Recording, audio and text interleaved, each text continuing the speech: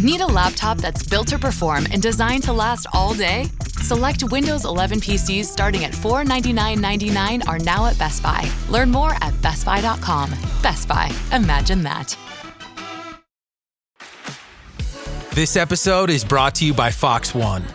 Watch all 104 matches of the FIFA World Cup live in 4K for just $19.99 a month with 3 days free. Build your own multi-view, choose up to 3 streams, and follow player spotlights. Stay on top of every moment with live stats, highlights, and instant replays. The FIFA World Cup, streaming live on Fox One. Offers are subject to change. See fox.com for complete terms and conditions. It's the Anthony Cumia Show on the Red Apple Podcast Network. It is the Anthony Cumia Show. How is everybody? Another Sunday, a very special Sunday, Father's Day. That's right.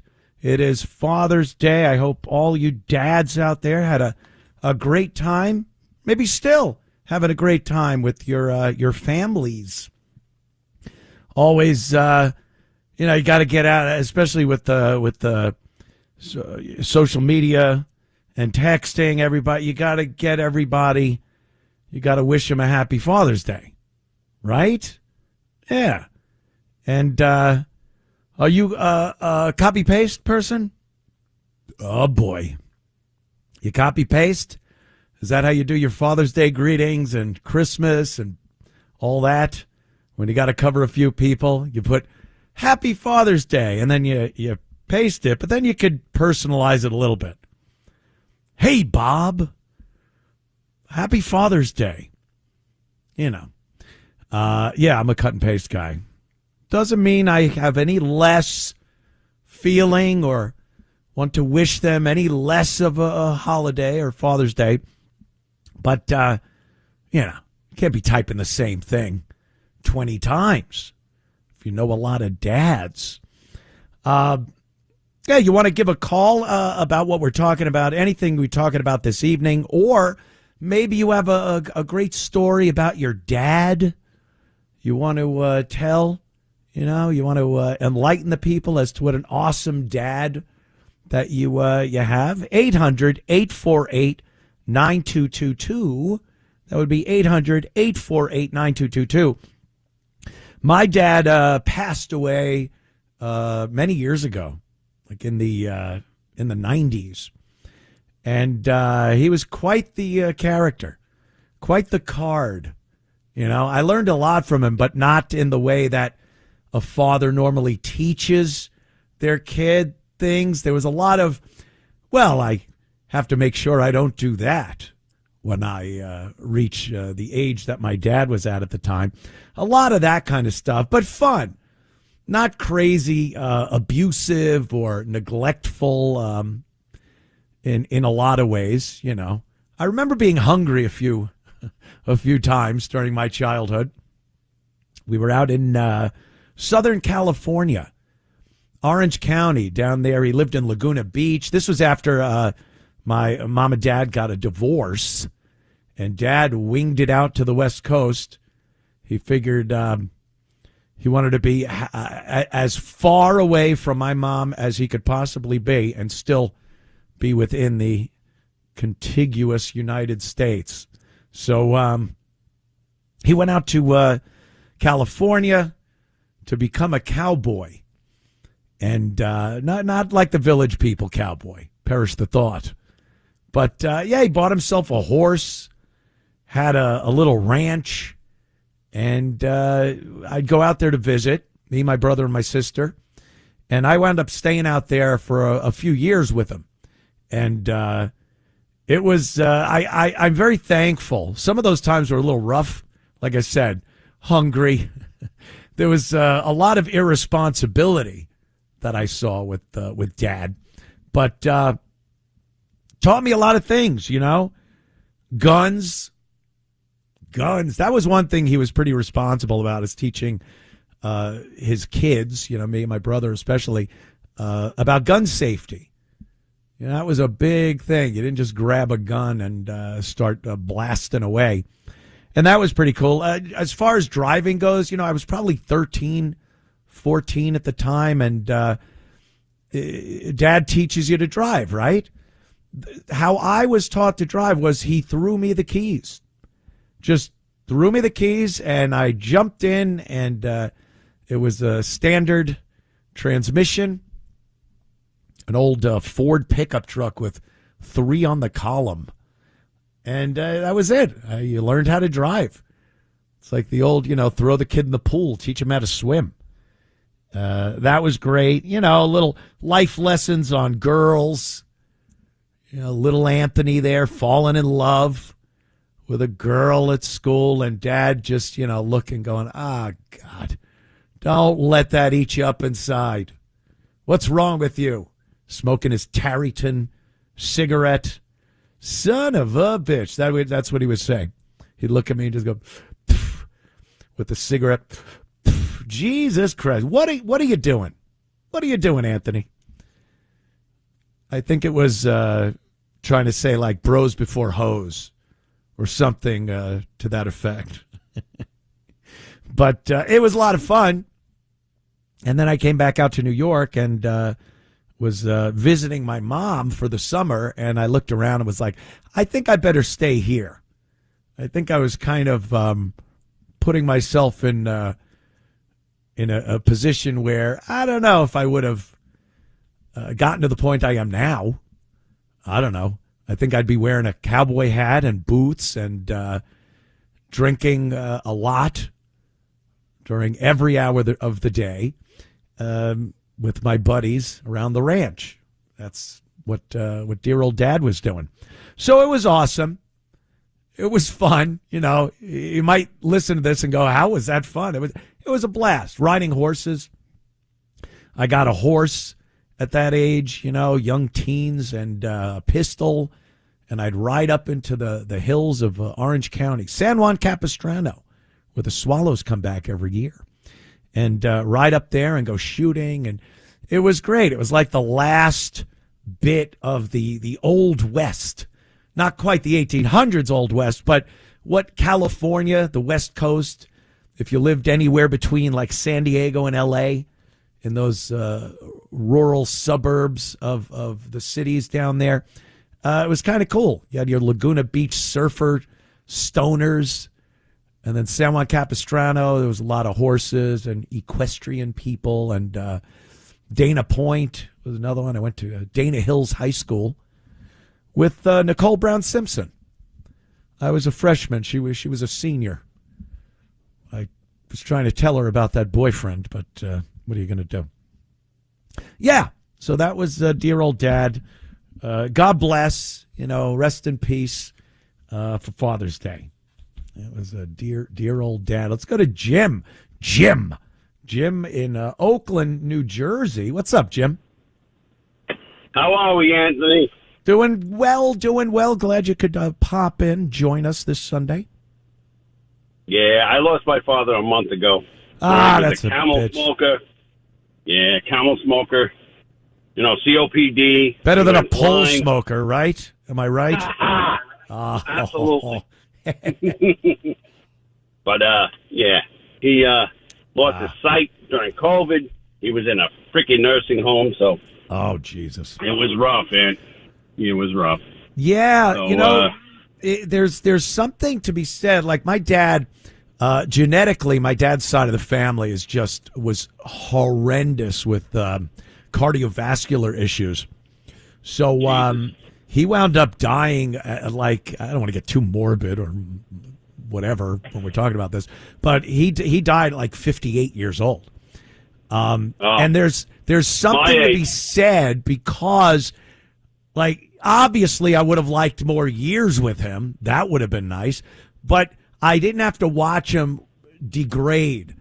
And you want to be around. You want to watch him. I'm not saying it's better or any worse. It is what it is. But I hear some of these horror stories, and it's like that would just kill me to watch my dad for 10 years, 15 years, just deteriorating away. So I don't know any different because he did die at a young age like that. But I don't know. I didn't have to watch that. I'll tell you. Yeah. He had to go into a nursing home. I kept him out of a nursing home for a year and a half. He went blind. I pushed everything against the wall. He didn't want to go. Yeah. And he was around his apartment, knew where everything was, and I kept him there. This is the man, I'll tell you this. When I was 9 years old, handed me 2 Kiss albums and said, "Here, you'll like these guys." And I looked at the albums and I said, "Holy shit, who are these?" Oh, watch the language, my friend. Sorry. Watch that bad S word you just used. We have to, hopefully, in home base up there in New York, they push the dump button. I apologize. That one. All good. Yeah. Yeah. So Yeah. I had to put him into, Medicaid, Medicare, whatever. Yeah. And it was horrible watching him for the last 5 years. Terrible. But, if you got a dad out there, enjoy your father, Absolutely. smooth over any of those rifts that you have that don't really matter.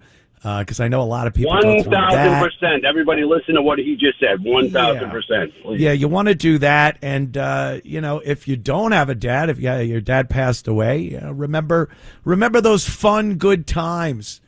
Like when me and my dad and a bunch of his friends got thrown against the wall by cops at a bar in Capistrano because we were fighting with some tourists that had come into town. And I remember that. That was a fond memory.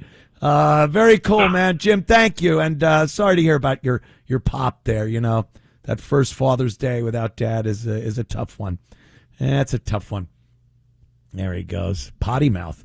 I guess his dad didn't teach him to watch your language, watch your P's, Q's, and S words when you're on broadcast radio, my friend. I know when you talk to me, it all sounds very relaxed, doesn't it? Like we're all just hanging out.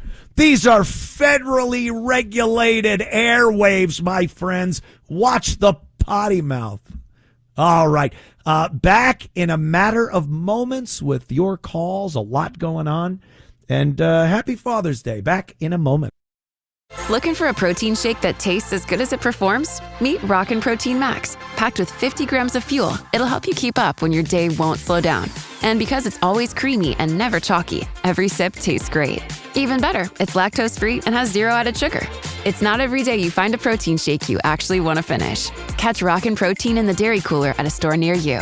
Rockin' Protein and Shamrock Farms are registered trademarks of Shamrock Foods Company. Ryan Reynolds here from Mint Mobile with a message for everyone paying big wireless way too much. Please, for the love of everything good in this world, stop. With Mint, you can get premium wireless for just $15 a month. Of course, if you enjoy overpaying, no judgments, but that's weird. Okay, one judgment. Anyway, give it a try at mintmobile.com/switch. Upfront payment of $45 for 3-month plan, equivalent to $15 per month required. Intro rate first 3 months only. Then full price plan options available. Taxes and fees extra. See full terms at mintmobile.com. Choice Hotels get you more of what you value. Comfort Inn, it's calling your name. Save on the stay. Oh, and free waffles are yours to claim. Book direct at choicehotels.com.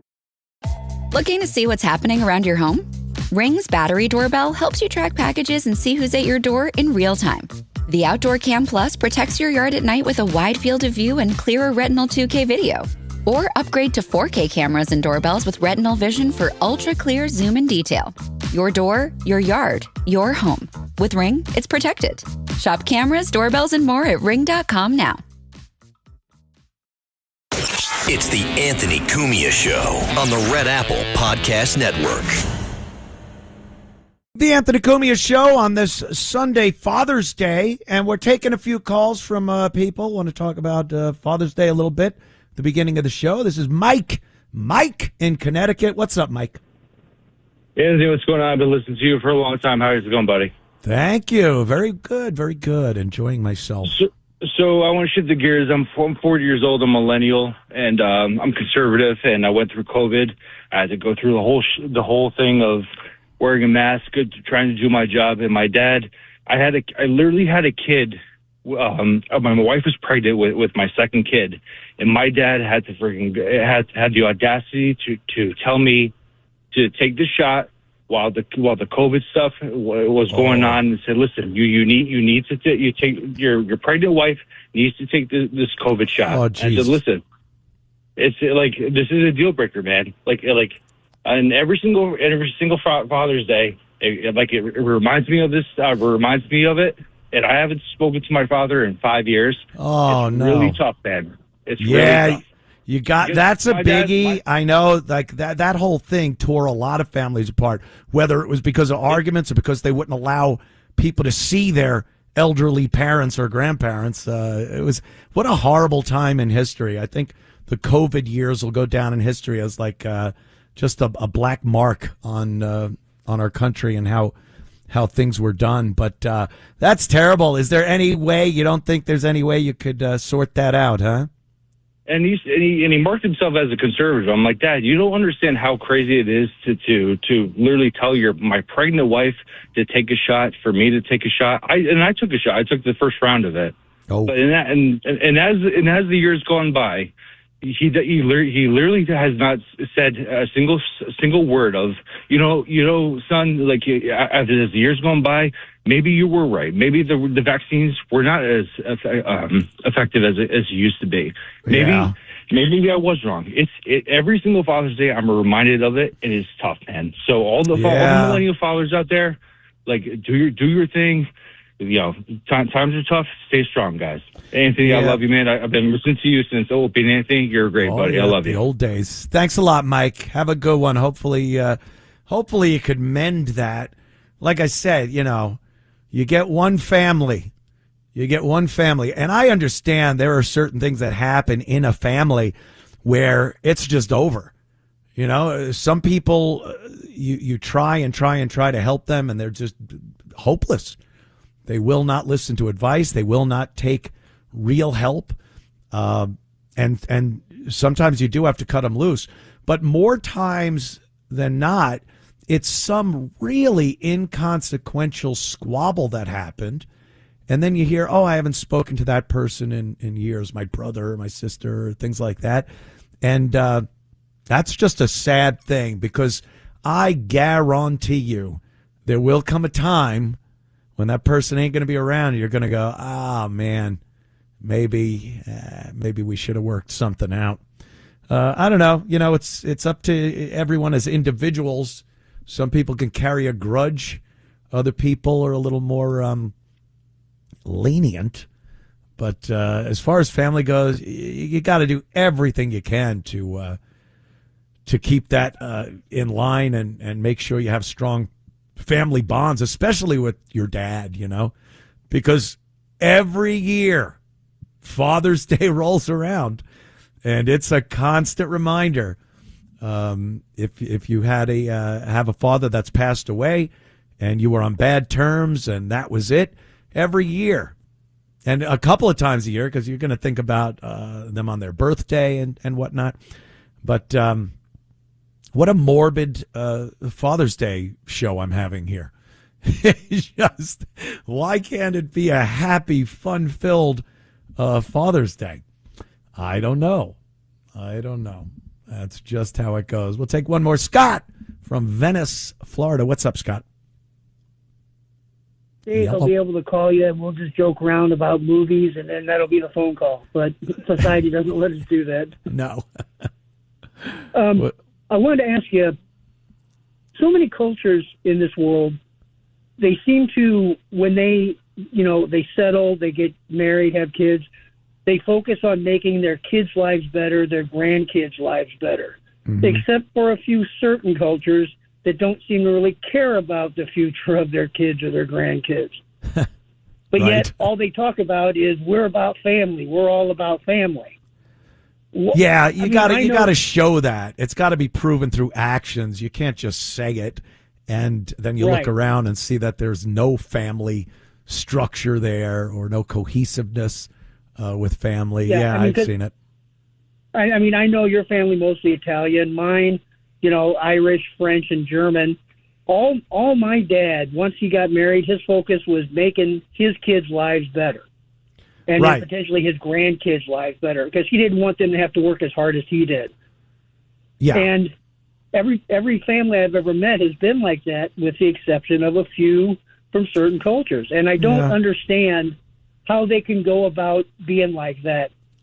And then they expect some sort of different outcome. It's really a saddening situation. Yeah, it's a generational issue. You know, I'm online all the time, and I see so many videos, and you just see like young kids, really young kids, and they're mimicking their parents or parent in a very bad way. And I just look at that and go, well, that's another generation worth of time that we're going to have to deal with the same nonsense we're dealing with. So, not a good thing. It would be much easier for everybody if there was some kind of family unit there, but not so much. Scott, thanks, man. And I got to take this one. One more, of course, my buddy Chauncey Hayden. Chauncey is in Ireland. Hey, might remember Chauncey. Used to be a guest on the Howard Stern show a lot. What's up, Chauncey? Yep. Yeah, big fan over here in Monaghan, Ireland. It's 1:30 in the morning here, but you're worth staying up for. I love the show. I think it's one of the best, if not the best, on radio. So thank you, buddy. Keep up the good work. Father's Day. I think a lot of my story. Father's Day is a very special day for me.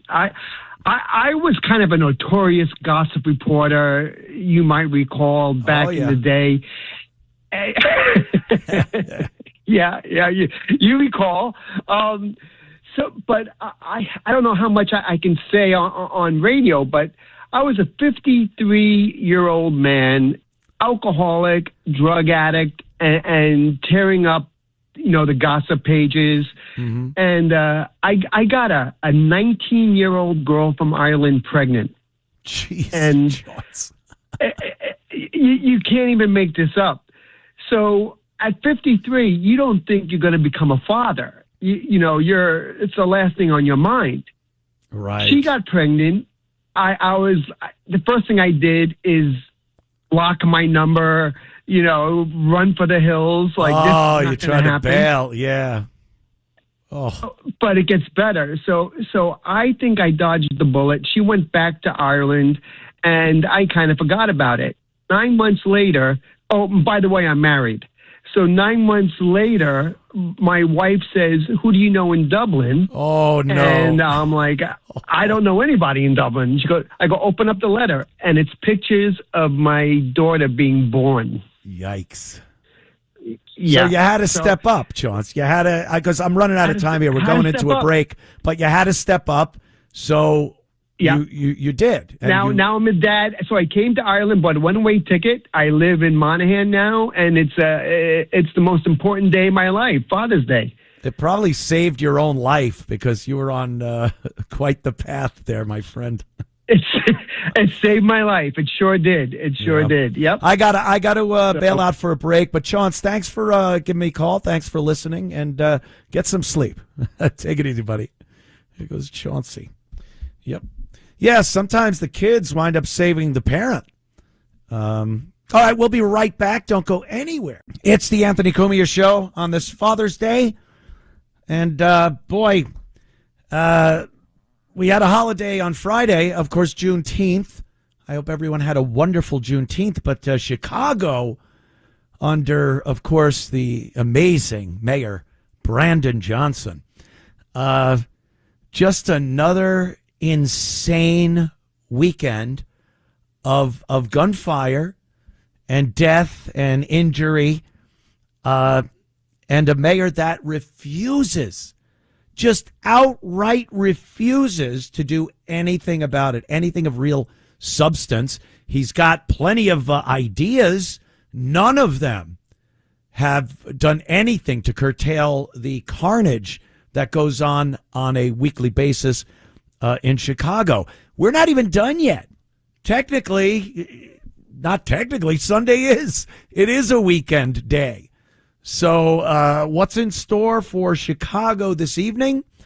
To get those numbers up, 35 shot, 5 dead in weekend violence in Chicago. And it is astounding to me that this mayor has not been arrested.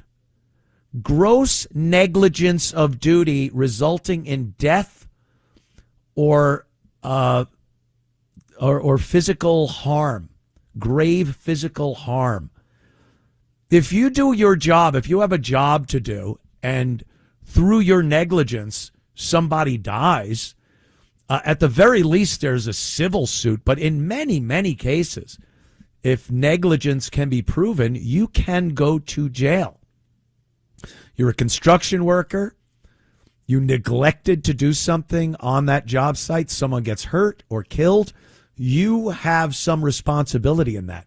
How does a mayor who is given the job of part of their job is to keep your people in your city safe?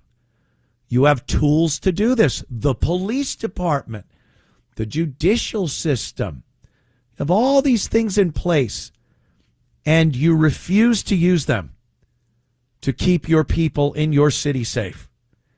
And people wind up getting killed and injured constantly at an insane rate, and nothing happens to you. You get behind that podium and you give your speeches like everything's going great. You tell people your ideas and your plans that you'll put into action that are supposed to take care of these issues, and they do not take care of them. And in a case like Brandon Johnson, Mayor Johnson in Chicago, I see criminal liability in this guy. He is responsible criminally because he refuses to do what needs to be done. Allow the police to do their job. Don't worry so much that you're going to lose your street cred because you're a black mayor, and a lot of these teen takeovers and gang shootings. There was a mass shooting. 12 people were shot in Chicago in one shooting, drive-by shooting this weekend, Friday night. Happy Juneteenth. And this guy just refuses to do anything about it because he doesn't want to lose that credibility he has through nothing more than skin color. Do what needs to be done. You know what? I guarantee you there would be so many residents, black residents of Chicago, that would love it if you made their neighborhoods a little safer instead of having gangs roving around that have complete control of the streets and a horrible control of their firearms because they're constantly hitting grandma or a little kid. And he doesn't do anything about it. Here's the story. AC-14 is the story about the shootings over the course of the weekend so far in Chicago.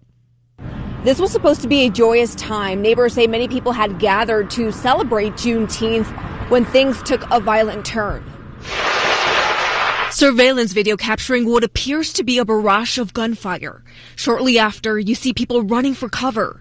Chicago police were called to 95th and Princeton after a mass shooting around 11 Friday night in the city's Princeton Park neighborhood. At least 13 people were injured. 244 West 95th Street. I need crowd control. Chicago police say a red SUV pulled up to a large crowd. Investigators say two suspects began shooting from inside the car before taking off. There's approximately 25 shell casings, both rifle and pistol rounds, from 243 West 95th all the way to the end of the block on Princeton. The victims' ages range from 17 to 47 years old and were taken to different hospitals. A 26-year-old man was last listed in critical condition. The majority of the victims are expected to recover from their injuries. All of a sudden, you hear this loud boom, boom, boom, boom, boom, boom, boom. I can hear the rapid fire of gunfire. Mm-hmm. And I said, oh, no, can't be. And next thing I know... It happens all the time. You hear the sirens. Michael Blount was home at the time of the shooting. He says he's disappointed it happened at a time when people were looking to celebrate the holiday. It was a shame that it happened on Juneteenth. That's what it's supposed to be about, celebration, not what just happened. You know, that was just purely wrong. A motive for the shooting is unclear. Of Police course. have not made any arrests. Of course. Alderman Anthony Beale, who represents the 9th Ward, saying in part, in a matter of seconds, an ordinary summer night was shattered by gunfire. No one should have to wonder if they or someone they love will make it home safely. Yeah, no one should have to wonder that, unless, of course, you have a mayor like Brandon Johnson, who refuses to do anything about this carnage. No motive. Really? You think it might be gang-related? Call me crazy. Am I really out on a limb here? Am I speculating a little too much to say that a drive-by shooting with rifle and pistol shooting into a crowd may have been gang-related? Interesting. I'll have to look into that. And, well, thank God no one was killed, but boy, that's a lot of injuries. That is a lot of injuries. And again, I credit, in some of these cases, the idea that so many people are shot and so few are actually killed these days. I think a lot of it is the amazing trauma centers that Chicago has. These guys came from, some of these doctors were medics in actual wars, so they're used to, bodies shredded, ripped apart by gunfire, and they know how to patch these people up. But do something, Mayor Johnson. He posted a couple of things on social media. He's heartbroken. He goes, I am heartbroken by the violence in Princeton Park last night. What should have been a night of celebration and community reflection for Juneteenth was shattered by a horrific act of violence. My thoughts and prayers, everyone, thoughts and prayers are with the victims and their loved ones. His thoughts and prayers shattered, heartbroken, but not enough, not quite heartbroken enough to put curfews in place, to take help from the federal government, like Donald Trump, the National Guard, have them come in there, but Pritzker won't allow that, and do what needs to be done. There is a terrible problem with violence in certain areas of Chicago.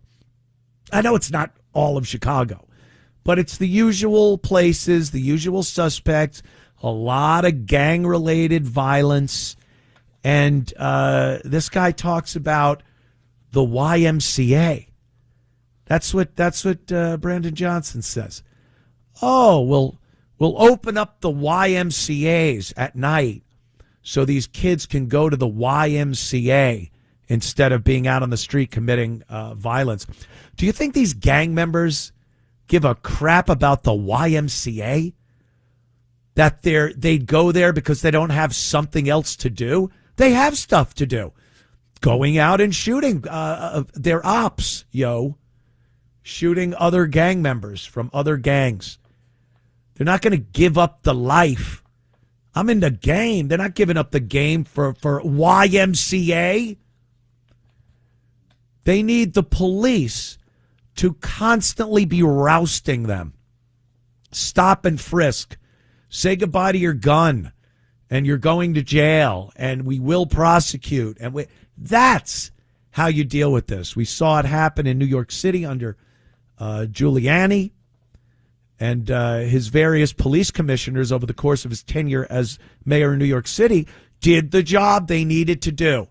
And New York went from a horribly violent place under the Dinkins administration to amazing that it's such a large city, New York, and had such a low number of yearly murders. And that is because the mayor was doing his job and using the resources he had available, his police department, to do what needed to be done. But, Brandon Johnson looks at the streets of Chicago and the gang members and the fact that they have guns on them as some type of entitlement. Oh, we can't go around stopping and frisking these young black males. Oh, what would people think of me? The mayor the black mayor of Chicago, and I'm putting the police out there to prey on our young people. So instead of doing that, he'd rather have 35 shot and 5 dead by not doing what needs to be done. Because there's really no other no other explanation for what's going on. Why wouldn't you use the tools available to you to fix this problem? He did also add, I am profoundly grateful for the swift life-saving work of our Chicago Police Department, medical professionals, and the Office of Emergency Management and Communications. To support those affected, CPD is opening an emergency assistance center in the community. I guess you're going to be able to go down there to the Crisis Assistance Response and Engagement. Oh, it spells CARE. Don't you love a good acronym? The program remains fully active and will begin canvassing the neighborhood on Monday. Residents in need of mental health support. Because, you know, your neighborhood gets shot up, and they give you a phone number. So you could talk to someone on the phone about the horror that you witnessed when people were being mowed down by guns. Don't expect it to change, though. We'll give you the number to call so you could talk to a shrink and go, oh, my God, that was awful. I saw horrible things, blood and guts. And then when you go outside again, it'll just be business as usual, because he will not have done anything to actually try to remedy the problem. John over here in the Bronx wants to talk a little bit about Brandon Johnson. John, what's up, man? First time caller. Yes, Brandon Johnson, and I don't think jail time will do anything for these people. They need to be humiliated. They should go back to like Singapore with flogging. He should be flogged in the streets. Flogging. Yeah, you know, there's something to be said. A lot less corruption, a lot less bad jobs being done by politicians when they were brought out of their office and flogged, or put in those the stocks. You know, they'd put them in the center of town and put their head and arms through the wood thing and then throw cabbage at them. Apparently back then there was a lot of rotten cabbage. I don't know why, but you would lob it at their faces. A little shame for a job horribly done. I like your take there, John, because what's going to change? I guarantee they'll chalk up a few more tonight, and Johnson won't do anything. He also was approached about holding the parents responsible for these teen takeovers. And here was his answer to that. This is AC6, if you would. Please play that clip. Know what criminalization does, particularly for more vulnerable communities. It has not led to creating safer spaces. We have to do what works. So I'm going to continue to call for the level of opportunity and investment. I don't think that you find the poor as a means to fix a problem. And I'm unapologetic about saying that. Finding the poor in poverty-stricken communities to fix a problem that is systemic, a problem that revolves wraparound services, and a problem that will require for us to reimagine and reinvest the neighborhoods from which these children are coming from. See? Do you see? He doesn't want to do anything about it. They wanted to fine the parents $1,000 if their kid is involved in one of these teen takeovers.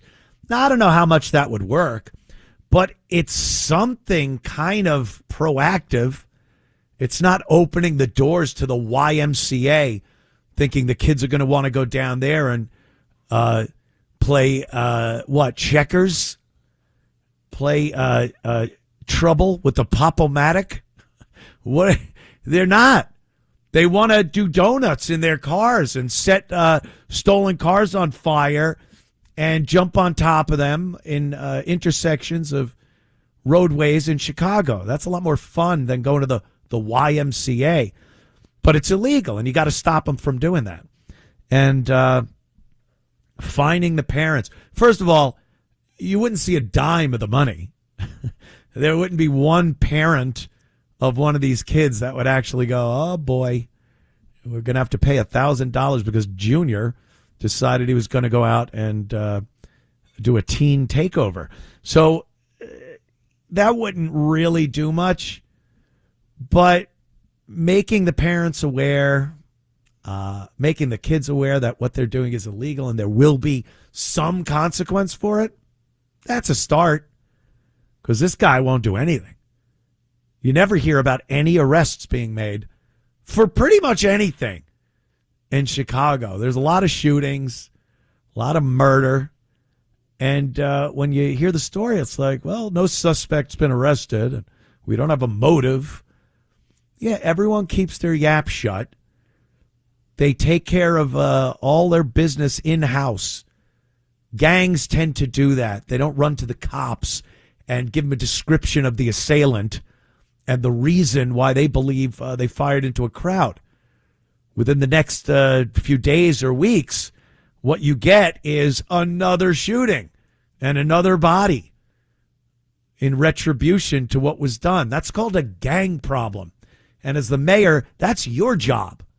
That is your job to take care of that and make sure that justice is swift and effective. And this guy doesn't want to do anything, because perish the thought. They look at him and see that they are of similar skin color. And that apparently is the most important thing in the world to Brandon Johnson, is to make it look like he's not holding people that are the same color as him responsible for some of the horrible actions that are going on in Chicago. That's more important to Brandon Johnson than actually keeping those people in the black communities safe. He'd rather watch them die than do something about it and come off like, someone that's working for the man, trying to put more black brothers in jail. You can't do that. Sometimes you have to, irregardless of what their color are. Irregardless. I know it's not a real word from what I hear. All right. Don't go anywhere. Back in a moment. The Anthony Cumia Show. Let's go to Joaquin in PA, Pennsylvania.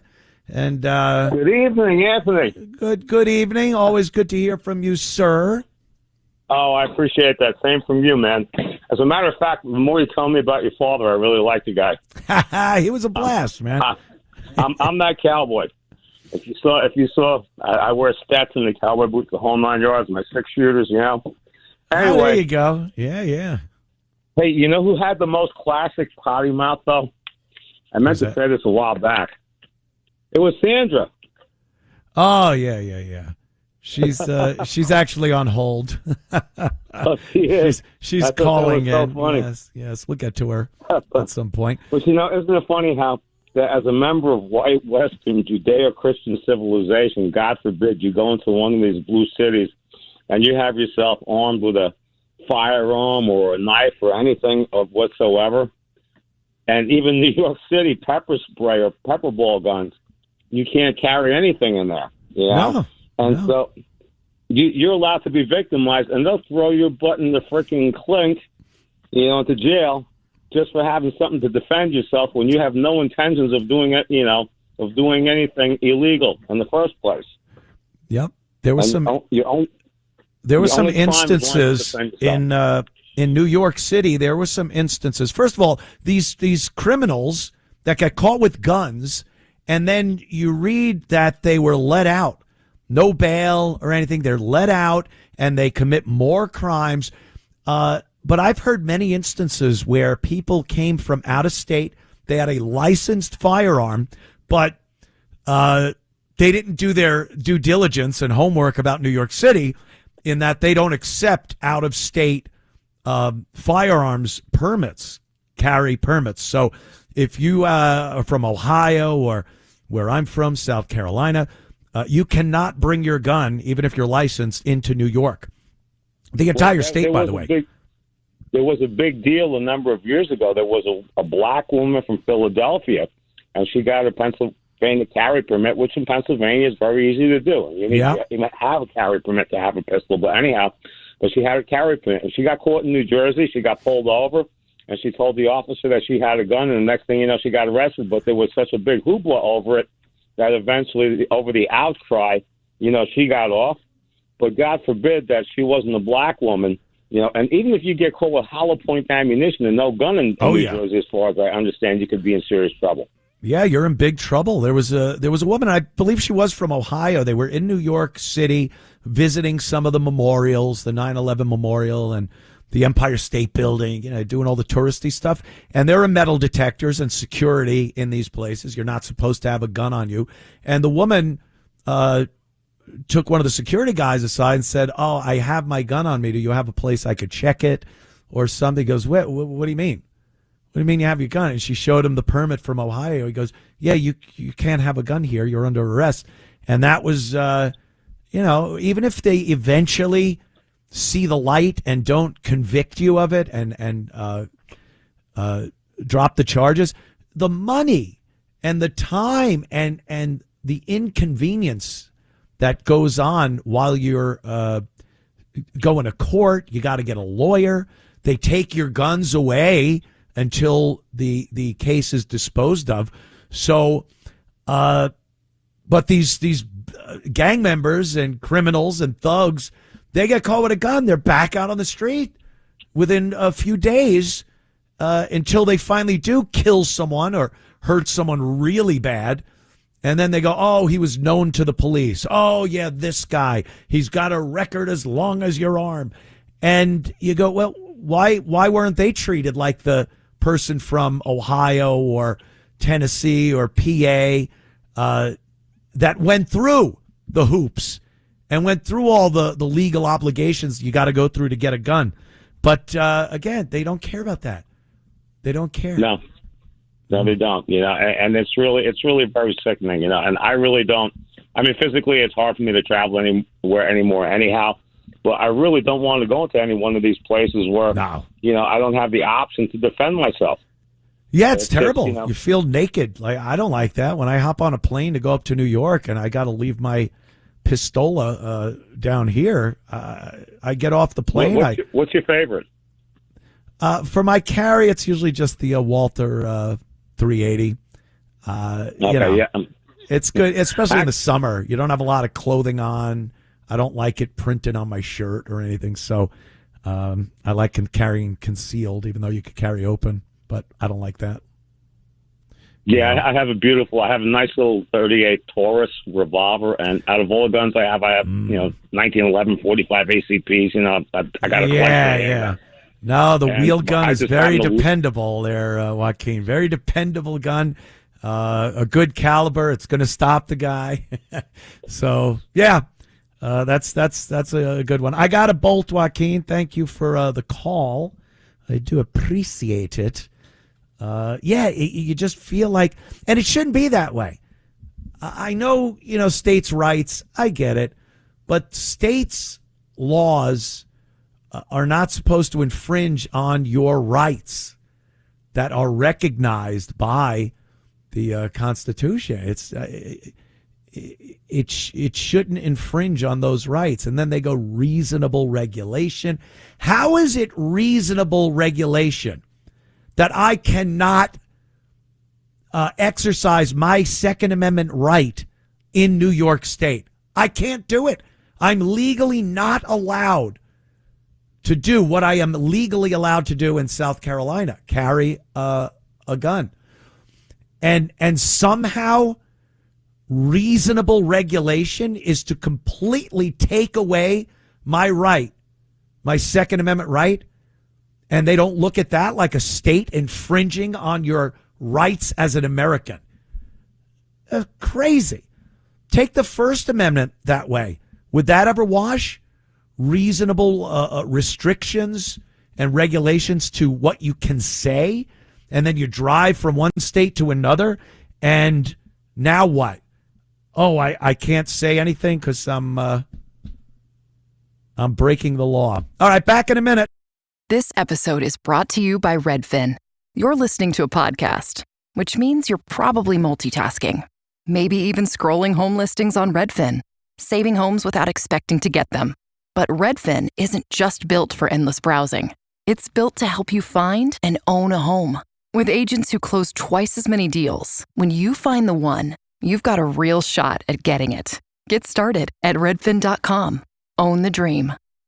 Adobe Firefly is the all-in-one creative studio with AI-powered image and video editing for today's creative process. Built for creators of every kind, Firefly helps you generate, edit, and experiment fast. Because the asks aren't getting smaller, the budgets aren't getting bigger, and the timelines, oh yeah, still tight. With all the best creative AI models in one place, Firefly brings your ideas to life. Unlock a better way to make with Adobe Firefly. Halliday presents, in the red corner, the undisputed, undefeated weed whacker guy. Champion of hurling grass and pollen everywhere. And in the blue corner, the challenger, extra strength Halliday. Eye drops that work all day to prevent the release of histamines that cause itchy allergy eyes. And the winner by knockout is Halliday. Halliday, bring it on. For the moments that matter, choose Curad Naturals. Infused with aloe vera and vitamin E, Curad Naturals bandages protect your unexpected scrapes, cuts, and burns while also moisturizing your skin. Find deeper relief with natural ingredients you can trust to start the healing. When life's surprises call for the best, choose Curad, a deeper level of care. Shop the full collection on Amazon or visit Curad.com to learn more.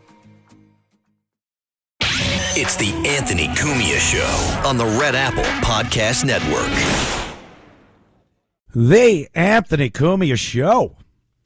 That's right. And, boy, a great time to check out FanDuel Predicts. I'll tell you what's going on. World Cup, right? I was just watching Germany and the Ivory Coast playing yesterday. Germany at the end of the game. An amazing late game victory. Not much time left at all. I think it was like a couple of minutes. But it was good, you know. And you want to make it a little more interesting. Go to FanDuel Predicts. Put a little wager on these games. You don't even have to bet the game. Some of these other, how many points will be scored. It's a prediction market. You predict something, and you're able to bet on it. And you're not going in blind either. You could look at what other people are doing. Hey, if half the people or more than half the people are betting on something, you join them. You can make a few bucks and make it a lot more interesting. And not just sports. What about betting on if Keir Starmer is resigning tomorrow? I bet the odds are very good that he is, because that's what I'm hearing. Good riddance to old rubbish, I like to say. But, yeah, FanDuel predicts sports, economy. Will the reflecting pool be clear in a week? I don't know. Can you bet on that? I think you can. Exactly. So FanDuel predicts. You want to check that out. If you can't tell, I'm stalling so I can get the promo there. There it is. All right, I got it. Offered by FanDuel Prediction Markets, LLC, a registered futures commission merchant. 18 plus, please. Bonus is non-withdrawable and expires after 7 days. Trading derivatives involves significant risk and may not be suitable for all investors. Manage your activity with our consumer protection tools. Restrictions apply. See terms at FanDuel.com/predicts/bonus-offer-terms. FanDuel predicts. That's right. Go figure something to bet on. Yeah, that's what you want to do. Have some fun. Make it more interesting. What about that reflecting pool? Holy mother of God. It's like the most important thing on the news. You know, the mainstream media doesn't want to hit on real stories.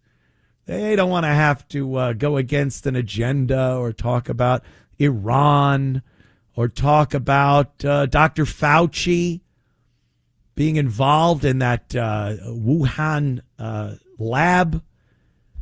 No, I don't want to talk about that. They don't want to talk about the supposedly 250,000 girls that were sexually assaulted by migrants in the UK. Oh, please, don't bring that up. We want to talk about algae in the reflecting pool like it's the biggest story ever. I will say this. Here's my take on it.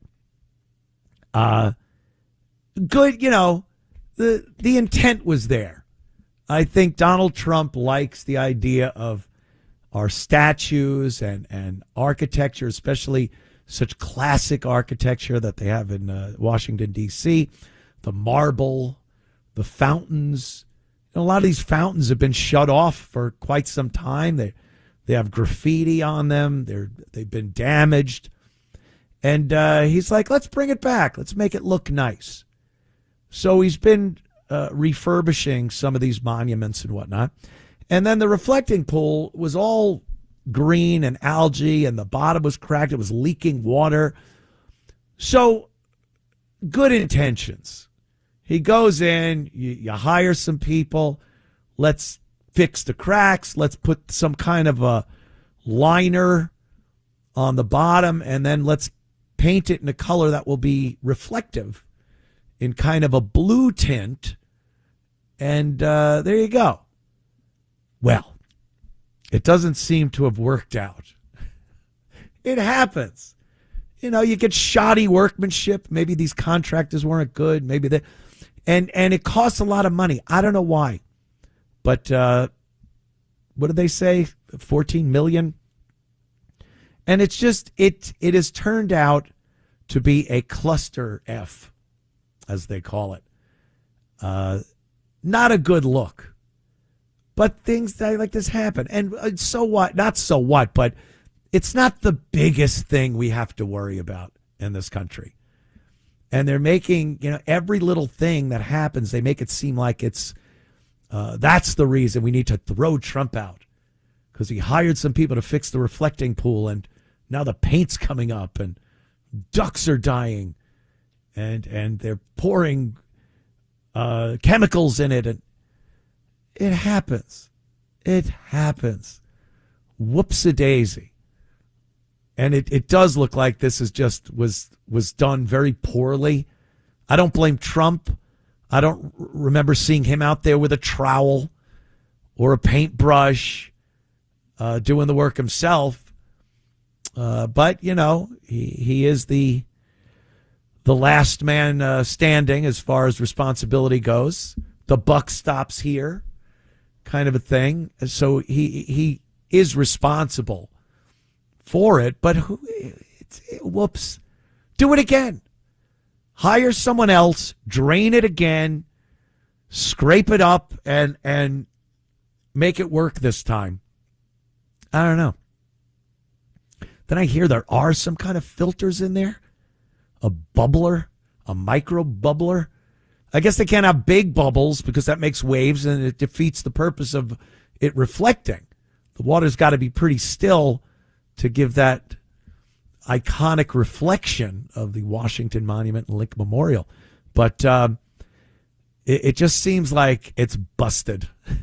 It seems like something ain't working. And whatever work was done wasn't done in a effective manner. So that's my take. And it's got Trump's name on it, so what are you going to do? I'm sure with things like Iran and the economy and fuel prices and everything, I bet it's not weighing on him all that much. So, but the usual suspects, the left, the Democrats, they're all making it seem like it's the biggest catastrophe that could possibly happen. I'll tell you what the biggest catastrophe that could have happened to our country is, and that would have been a Kamala Harris presidency. I hear a lot of people, I read a lot of things on social media from people, and some people on the right, some former Trump supporters, say they wish they would have voted for Kamala Harris instead of Trump.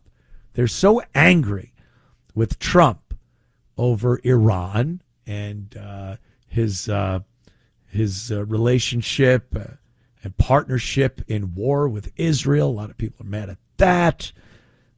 Maybe even the reflecting pool. But to think you would sit there having cast your vote for Trump a couple of years ago, and now you're thinking maybe Kamala Harris would have been a better alternative. Are you out of your mind? Every so often, people need a stark reminder of what a blithering idiot this woman is. How she has nothing going on in her head. There is just, it is empty. And sometimes people forget. And what do they imagine a Kamala Harris presidency would have looked like? That they would go, oh, I wish I voted for her instead of Trump.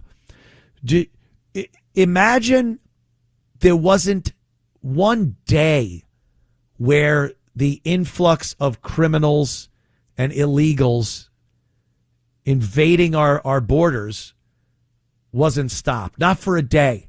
From the Biden administration to the Harris administration, it was nonstop, more and more every day. We have a hard enough time trying to kick him out now. That would have been it. There'd be 100 million instead of what looks to be 50. Who knows? I don't even know how many, but it's a lot and it ain't good. So picture that.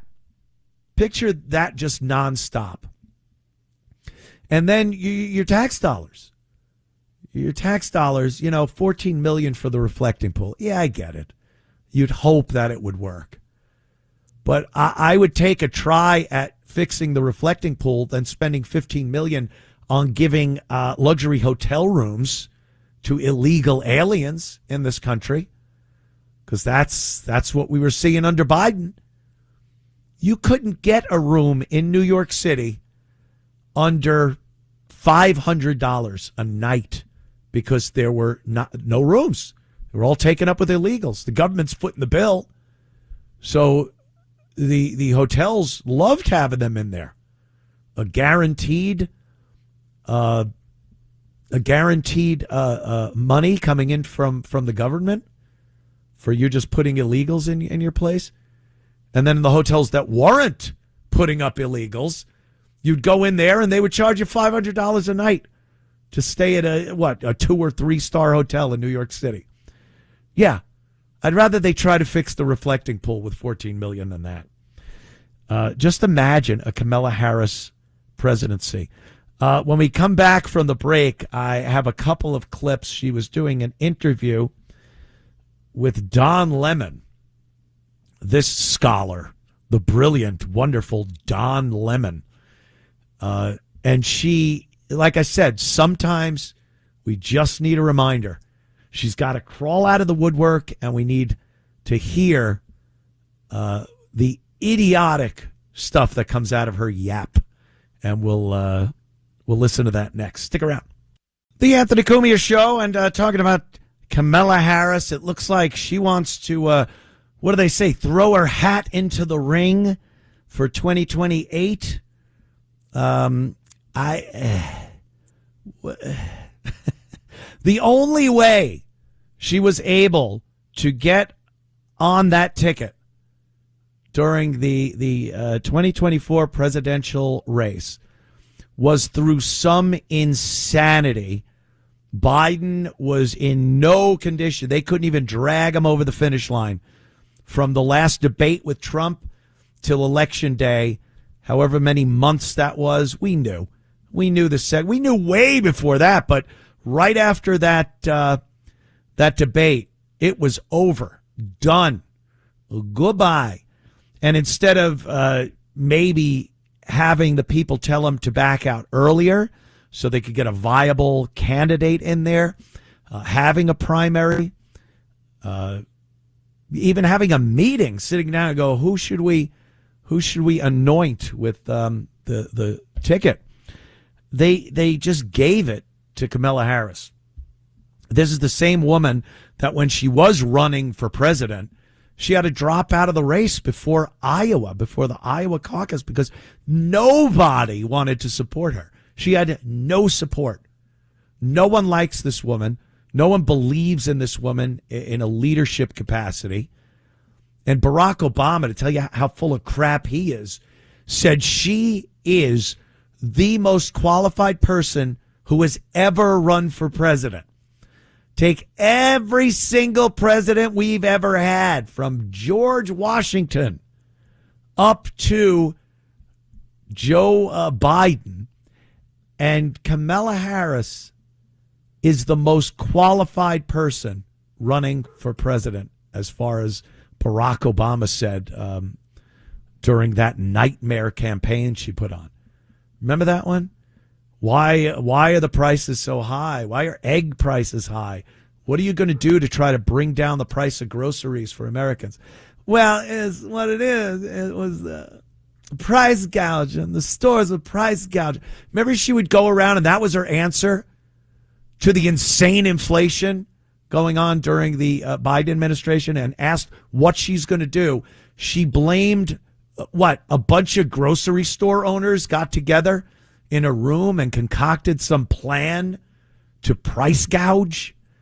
That was her answer.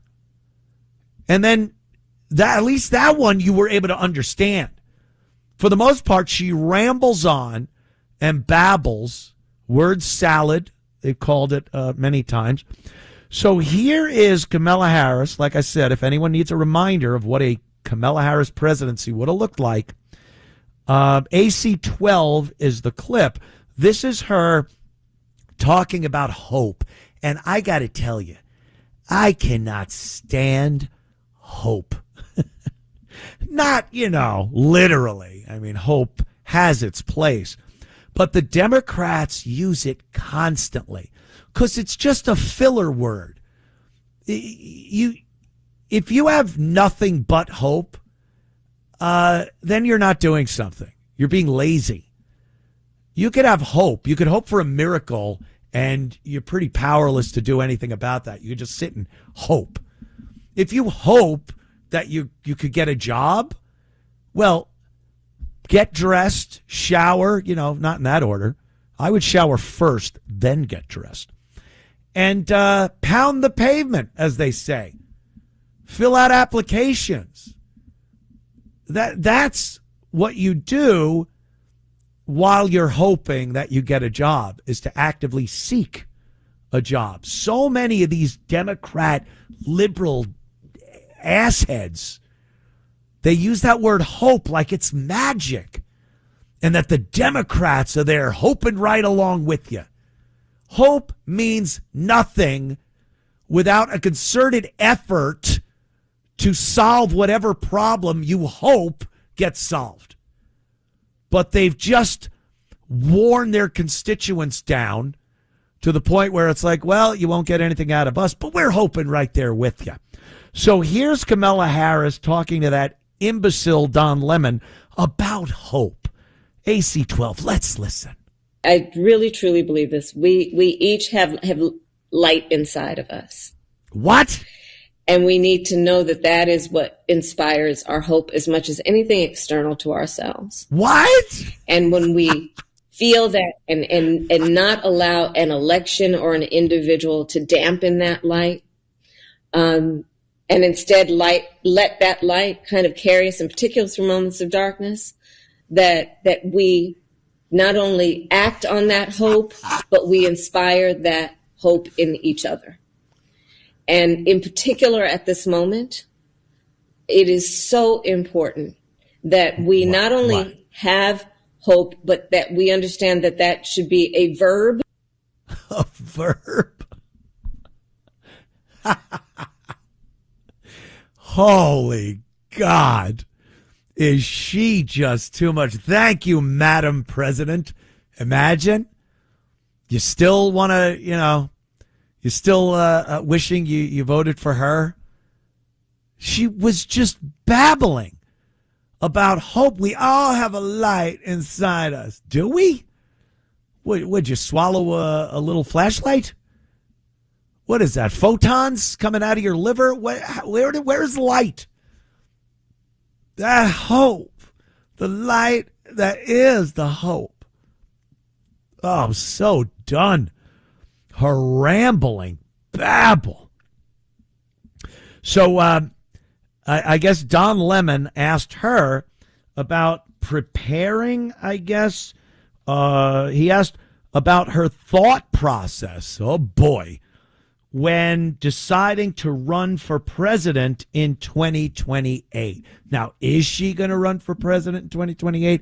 I don't know, but Don Lemon asked her what that thought process is. And if you can make anything of this scrambled dog feces, I don't know. Let me know. Give me a call. 800-848-9222. Here she is. This is AC13. You've talked about that you're thinking about running for president, right? How is that thought process going? What's the process in that? And I know you're on a listening tour, and I'm curious what you're hearing from people as you've gone around the country, what people are telling you that maybe you've learned that you didn't know before the process of doing so. What people are telling me includes that they want to believe in systems. What? And they've lost trust in those systems. Systems? What I hear a lot is that people know that at the end of this administration, there will be a lot of debris. Debris? I tell them often, I can't guarantee that it won't get worse before it gets better. But the one thing I do know is at the end of it, there will be a lot of debris. Yeah. And it would be irresponsible to then address that in a way that we only talk about what should we do, what do we need to do to rebuild.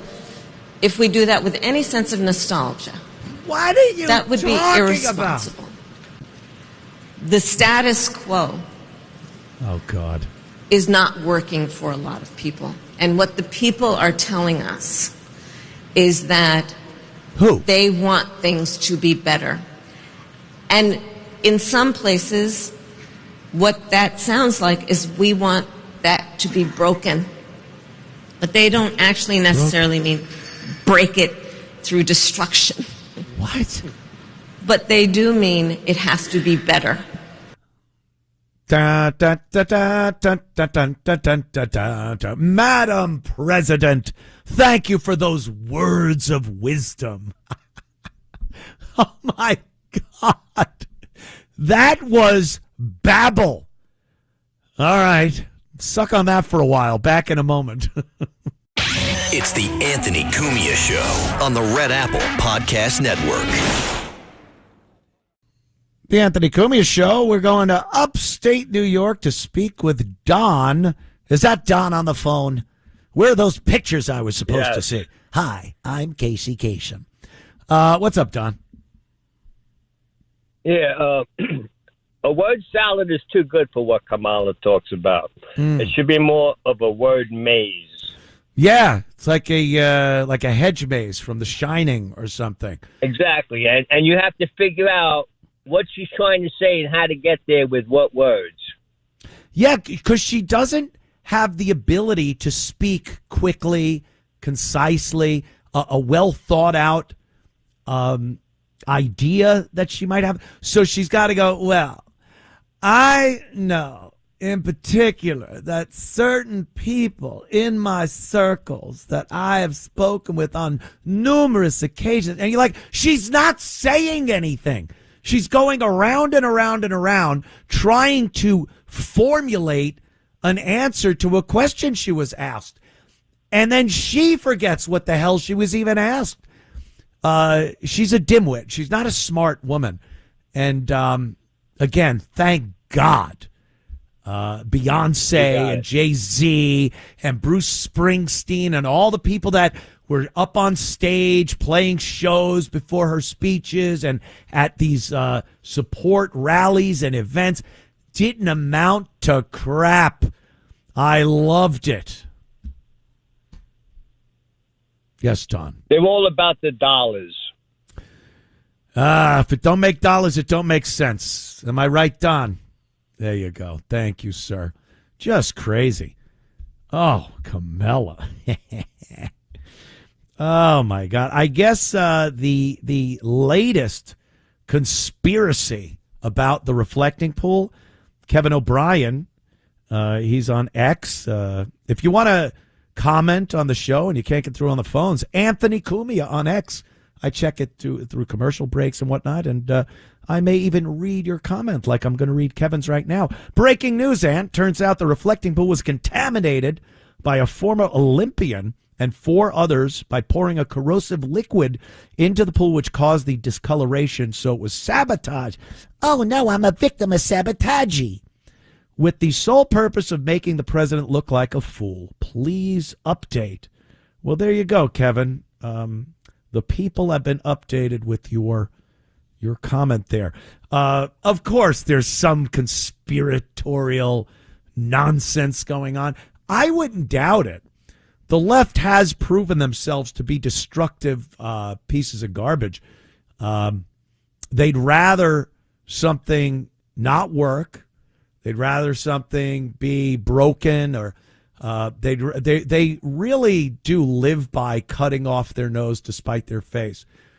So many things could be better, but they insist on making them worse because it's Trump.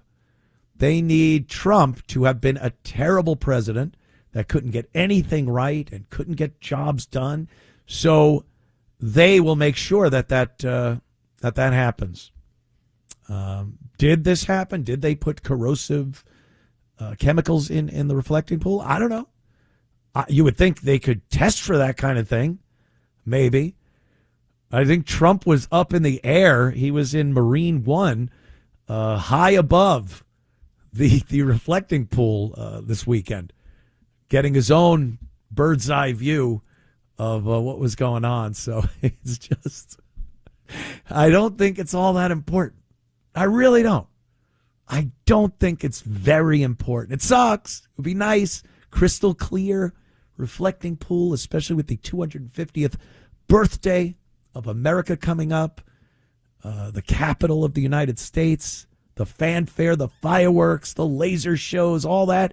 And then you got this stinky algae pool. It would be nice, but it's not the end of the world. Can we agree on that? I'll tell you a world leader that is in a little more Dutch and could be on his way out, really looks like it is Keir Starmer, the UK Prime Minister. He's the big boss over there. And it looks like tomorrow he's announced a meeting, and he's going to give a speech, and everyone, even Donald Trump put out a post about it, says he's Dunsky, just gone. This guy, and politics over there is really strange. You could just get rid of someone anytime. I like that idea. That seems kind of a good idea. If someone's not doing a good job, that you could just kind of throw them out, or they force them to retire. His party, the Labour Party, I hate when they put that U in the words that don't have a U in it. Color. Oh, Labour. I don't know why they do that. Speak English, you dumb England. So it looks like he's going to be done tomorrow. But then other people are saying that he is dedicated to the job. And stuff. I think he's gone. And this guy has done so much damage to the UK. Not alone. He's had his help. But not cracking down on immigration has alienated him and his party from a lot of people over in the UK. There have been horrific crimes committed by people from third world countries that have gone over to the UK and just set up camp. They set up their own little third world country right there in the United Kingdom. And with that comes violent crime, sexual assaults of women, children, and no one, including Starmer, wanted to do a damn thing about it. And God help you, the citizens of the United Kingdom that went on social media or went to a protest and voiced their displeasure with these immigrants that were wreaking havoc on the citizens of the UK because they would arrest you. That horrible story of that young man that was stabbed by an immigrant from a third world country, and the police came running over, and the guy that stabbed the young man said, oh, he was racist to me. He said racist things. And while this kid was bleeding out on the street, the cops cuffed him and would not listen to his begging for help. Because he really couldn't breathe. Not George Floyd can't breathe. He really couldn't breathe. And, was anything said from Starmer and the likes? Anything said about this report that 250,000 young women in the United Kingdom have been sexually assaulted by these migrants that have come over to England legally and illegally? But just opening the gates, allowing an influx of people that don't know how to function in a once civil society like the United Kingdom. So that hasn't bode well for Starmer, Prime Minister Starmer. And it looks like he's out. But again, the politics are so weird over there. They'll just put another guy from the Labour Party into that spot. And it looks like they got a guy already lined up to go in there. Burnham, this guy, the Times newspaper reported on Saturday that Burnham would sack Finance Minister Rachel Reeves. I love how they say that. Oh, I've been sacked. Oh, no. That's fired to us American people if you've been sacked. Yeah, so they'll just put another guy from the Labour Party in there. So I don't know what it'll do. I don't know if anything changes. It seems like if they would have taken Biden out and put Harris in, it just would have continued being the same garbage. They really need a staunch right-winger to take over the reins over there and do what needs to be done. You know, we're in the same boat here. We have a lot of liberal Democrats in this country that have no problem with the continued invasion under Biden. If that would have continued, they try to stop ICE at every turn from doing their legal mission given to them by the president, sanctioned by the Supreme Court to do their job of removing illegals from this country, illegals that were brought in record numbers by the Biden administration and previous administrations before that. And the liberal Democrats will do anything. The useful idiot mental patients that protest at these holding facilities like the one in Newark, New Jersey. That's what they do. They just want to, again, screw up this country. And you need somebody at the reins that is willing to be strong and get the job done. We're lucky in that we have a lot of real estate here in the United States. Our country's huge.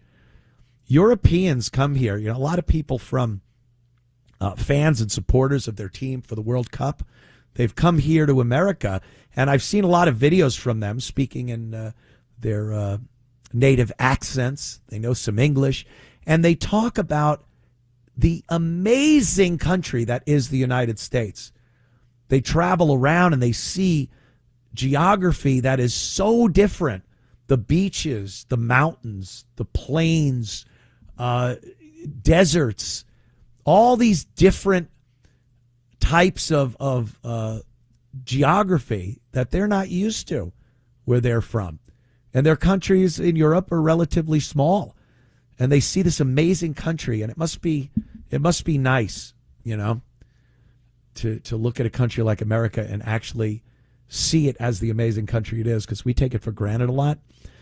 But we have a lot of land, and we have a lot of people, and we have a lot of people that don't agree with this policy to allow people in. And the politicians, although they have a lot of power and they did a lot of damage during the Biden administration, our political system allows that to change. We get new leadership in, and they start booting them out. Not as fast as I would like.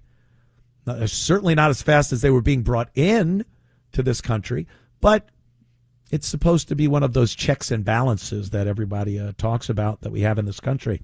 So it would at least take longer to really screw this country up. Not for lack of trying. They're doing it. But a country like England, Ireland, Scotland, these countries aren't big, and they don't have these huge populations. And their leadership, for lack of a better term, is terrible. And they've done nothing but undermine the people that live there, their culture, their ancestry, everything that made these countries, England and Ireland, are being removed and replaced with people from third world countries that not only don't want anything to do with the culture of the people that have been there for their ancestors for 1,000 years, but they have a genuine disdain for it. They hate it. They celebrate every little chip they take out of it, every little thing that they destroy of the former empire where the sun never set on the British Empire. Anything they could do is celebrated. And they love the fact that they are replacing the white Anglo-Saxon people of the UK. So they don't have as much time. And people like Starmer and the mayor of London, what's his name, that guy, they have no love for the traditions and culture that made England, England. So good riddance to this guy, but I don't see anything that's really going to change unless they get somebody in there that does what needs to be done. It seems to be a problem with a lot of places in the Western civilized world, leaders that won't do what needs to be done to fix the problem. And there is a problem. Don't let them fool you.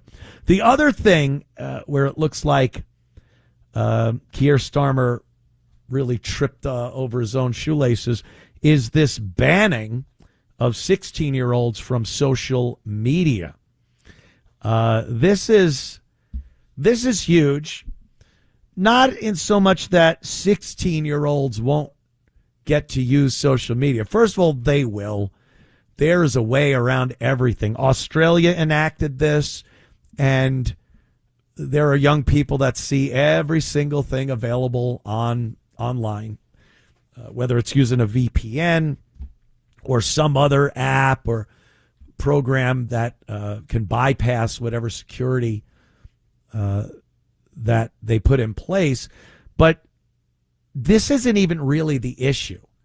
The issue is that as an adult, as someone over 16, you're going to have to prove that you are an adult. And what does that entail, people? Putting in your information. You need to verify that you are you and you are over the age of 16. So I think when they came up with this, maybe 1% of the reason is to help the children, save the children from the horrible, awful internet. They're not going out playing. That's what Keir Starmer said. They're not riding their bicycles, playing with friends, getting outside.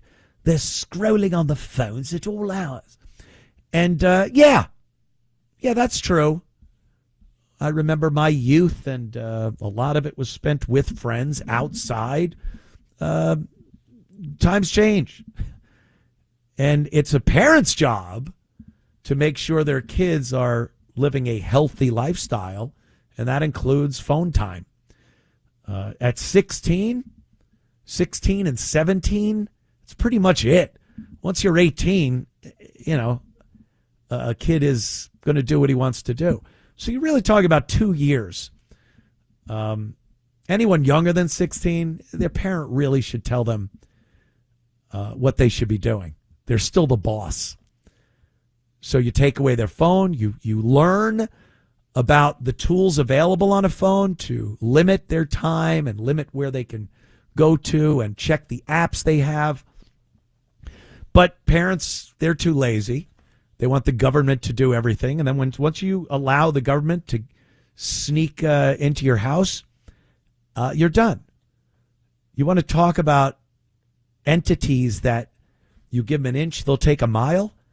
Your friendly government will do that every single time. So we're left with adults having to prove who they are, what their age is. And why do you think the government of England would want that? Well, again, it's illegal to criticize certain people. And why have the cops and everyone else running around trying to figure out who posted what under some pseudonym when now you could just look at your records of who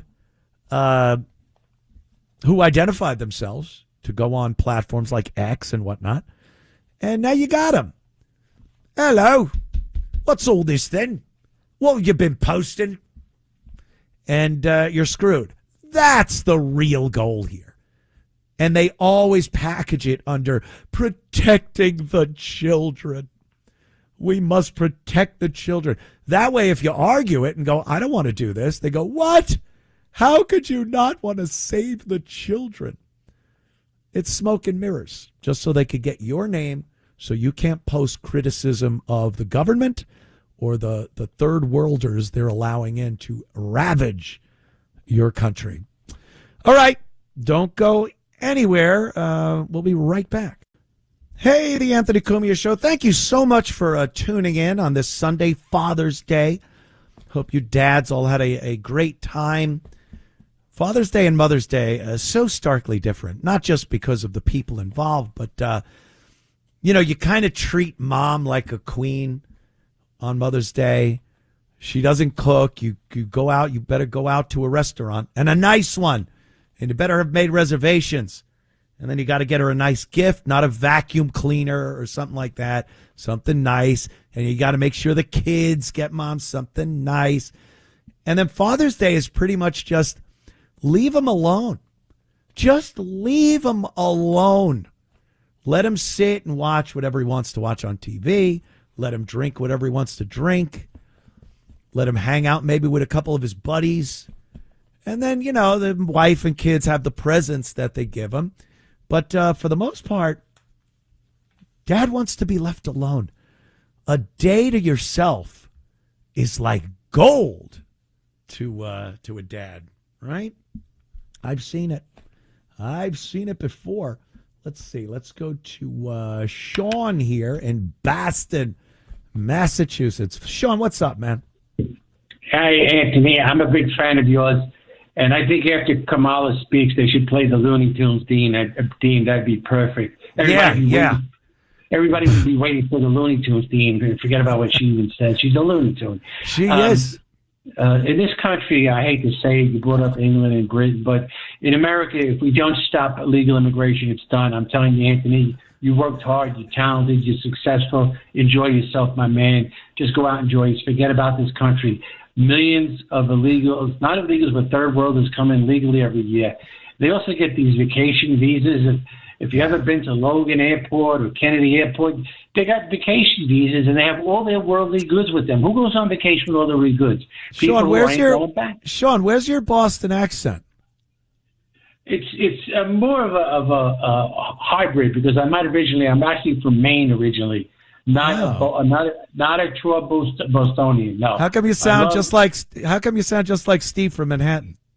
No, not Steve from Manhattan. No, he's a legend. He's the All right. They banned him. They banned that man. Okay. All right. Just, keeping everything on the up and up. But, yeah, there he goes. Yeah, that was Steve, right? Yeah, I think it was. Some people, you kind of learn as you go along. You figure things out. Whatevs. Let's go to Sal. Hey, Jersey, Sal, what's up, man? Hey, Anthony, how you doing? Kumba, how's everything? Good. I just want to tell you, Anthony, I want to bring up two issues. The first one is Kamala Harris and all these liberal Democrats, when they speak, that guy before that called me a couple calls before, he says that Kamala Harris has a word maze. It's true. All these liberal Democrats, when they talk, they sound. If you ever looked at the speeches that are translated into English by Hitler and Mussolini and Stalin and Castro, they're all alike, and the liberal Democrats sound just like them. They're filled with hate. They don't make any sense. And it's. Yes, sir. I've noticed they talk in circles. It's to keep the useful idiots useful. You can't tell them anything. It goes in one ear and out the other. They never have anything of substance to say to anybody. So it's round and round they go. That's what Kamala Harris does. That's what a lot of these liberal politicians do. AOC, she's the same way. Ilhan Omar, they're all hateful. They cannot stand the traditions and ideals that this country was built on. And, they're a problem for this country. And Anthony, do you notice when Ilhan Omar talks, she always goes, well, that's because she has to make up things that she doesn't. That she has to make up lies when she talks because she doesn't know. She's not telling the truth. Yeah. Keeping track of your lies and having to come up with lies at a moment's notice. It's a tough gig. It's a hard thing to do, but they're pros. They've been doing it long enough. Thanks, Sal. Hey, Sally.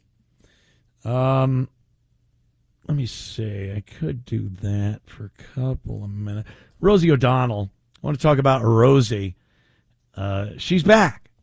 She's back in the country. Thank God, right?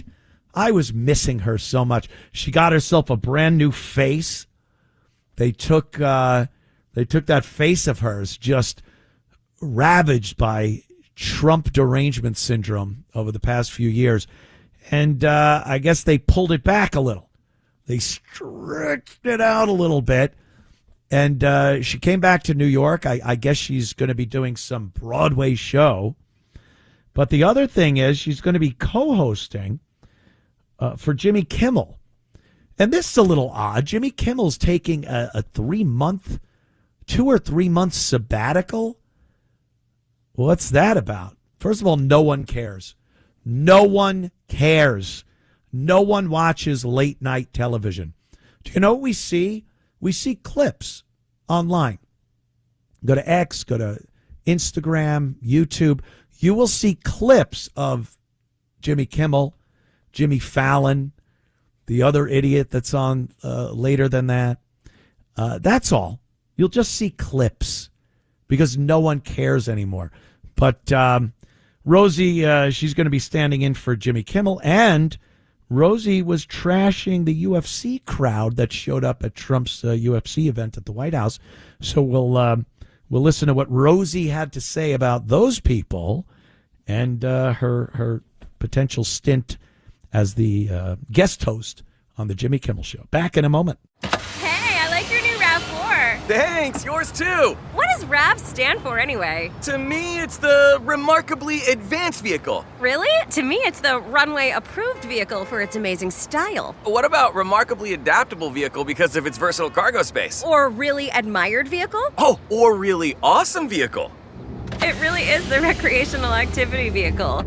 The stylish 2026 Toyota RAV4 Limited. What's your RAV4?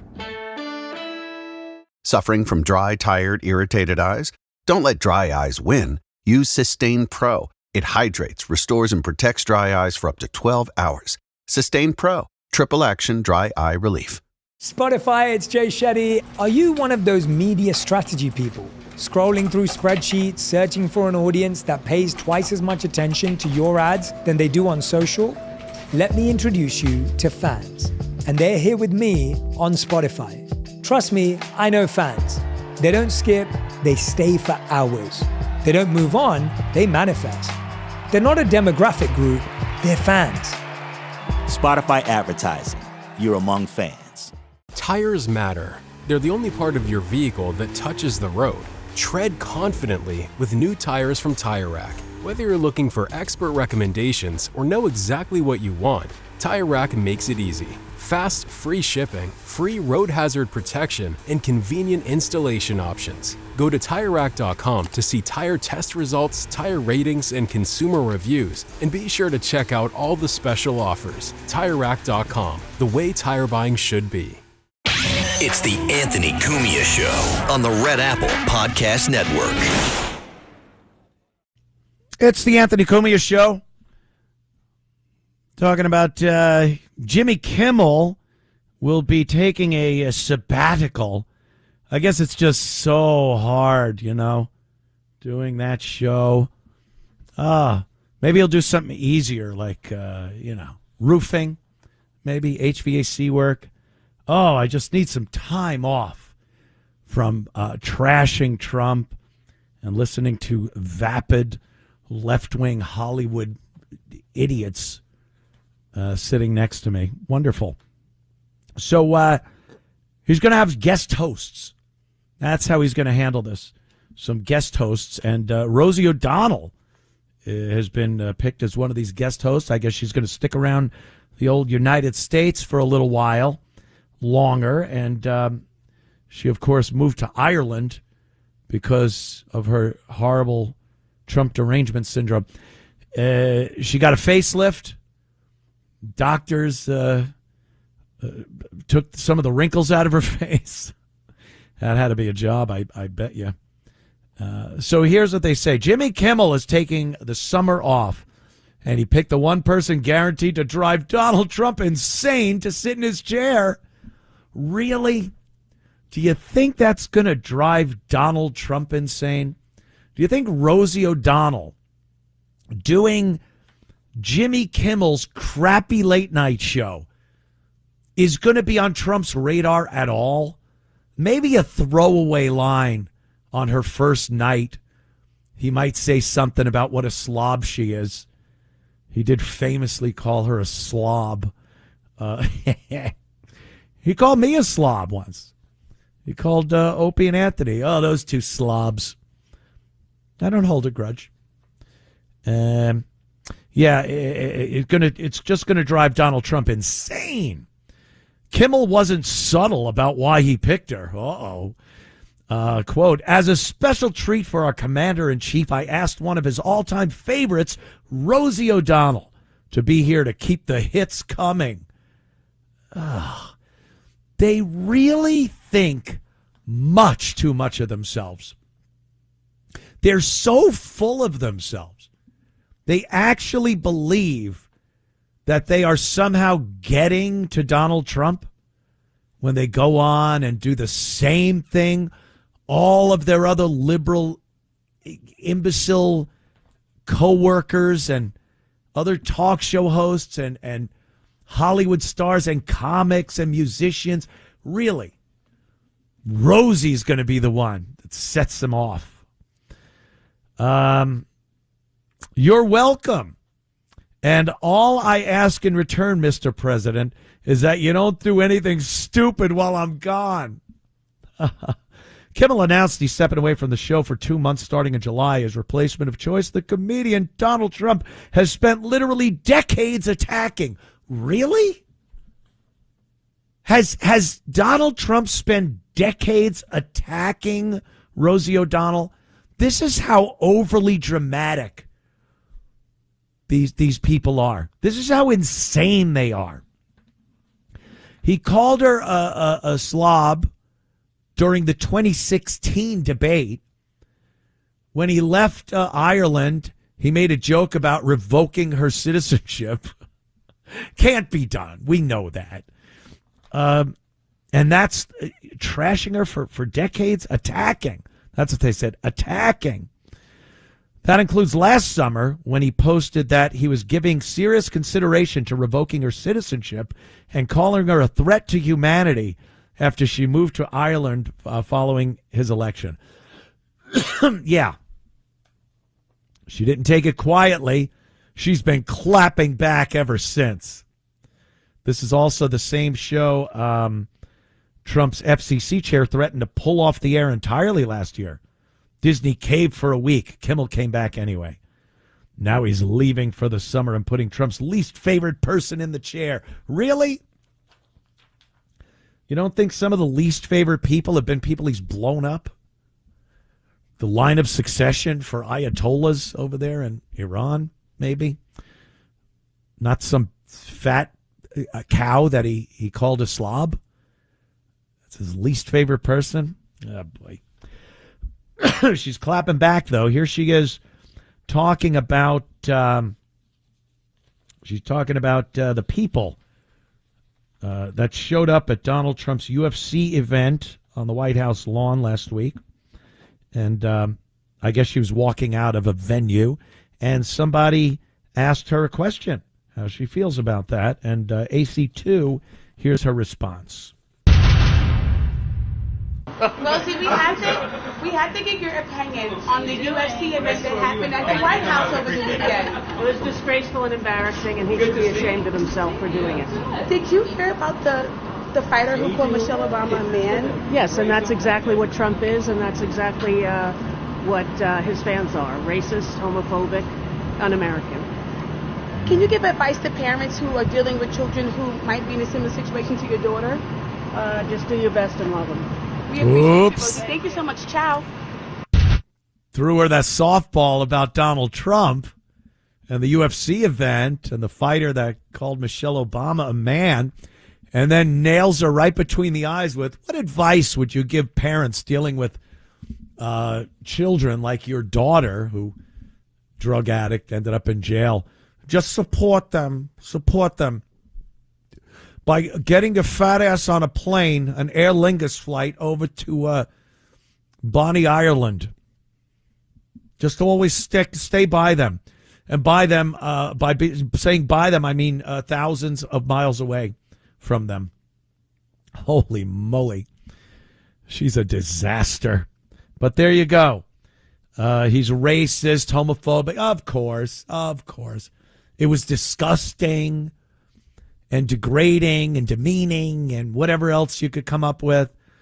But, you know, when Biden had a Pride Month celebration and there were transgender women flashing cameras with the White House right there, right on the White House lawn, that's worse than some meathead UFC guy making a joke about Michelle Obama. That's worse than a motorcycle stunt show or watching some UFC. And really? Having a bunch of degenerates flashing at the White House. Yeah. There was no problem with that. I'm sure Rosie had no problem with any of that. It's very inclusive. People loved the transgender people showing their artificial cans and their bulges in their skirts. I'll take UFC any day of the week on the White House lawn compared to what the degenerates that the Biden administration was putting on the White House lawn. That's for sure, my friends. Let's see. Oh, Michelle, speaking of Michelle Obama, we got her talking about the Dreamers. Oh, the Dreamers.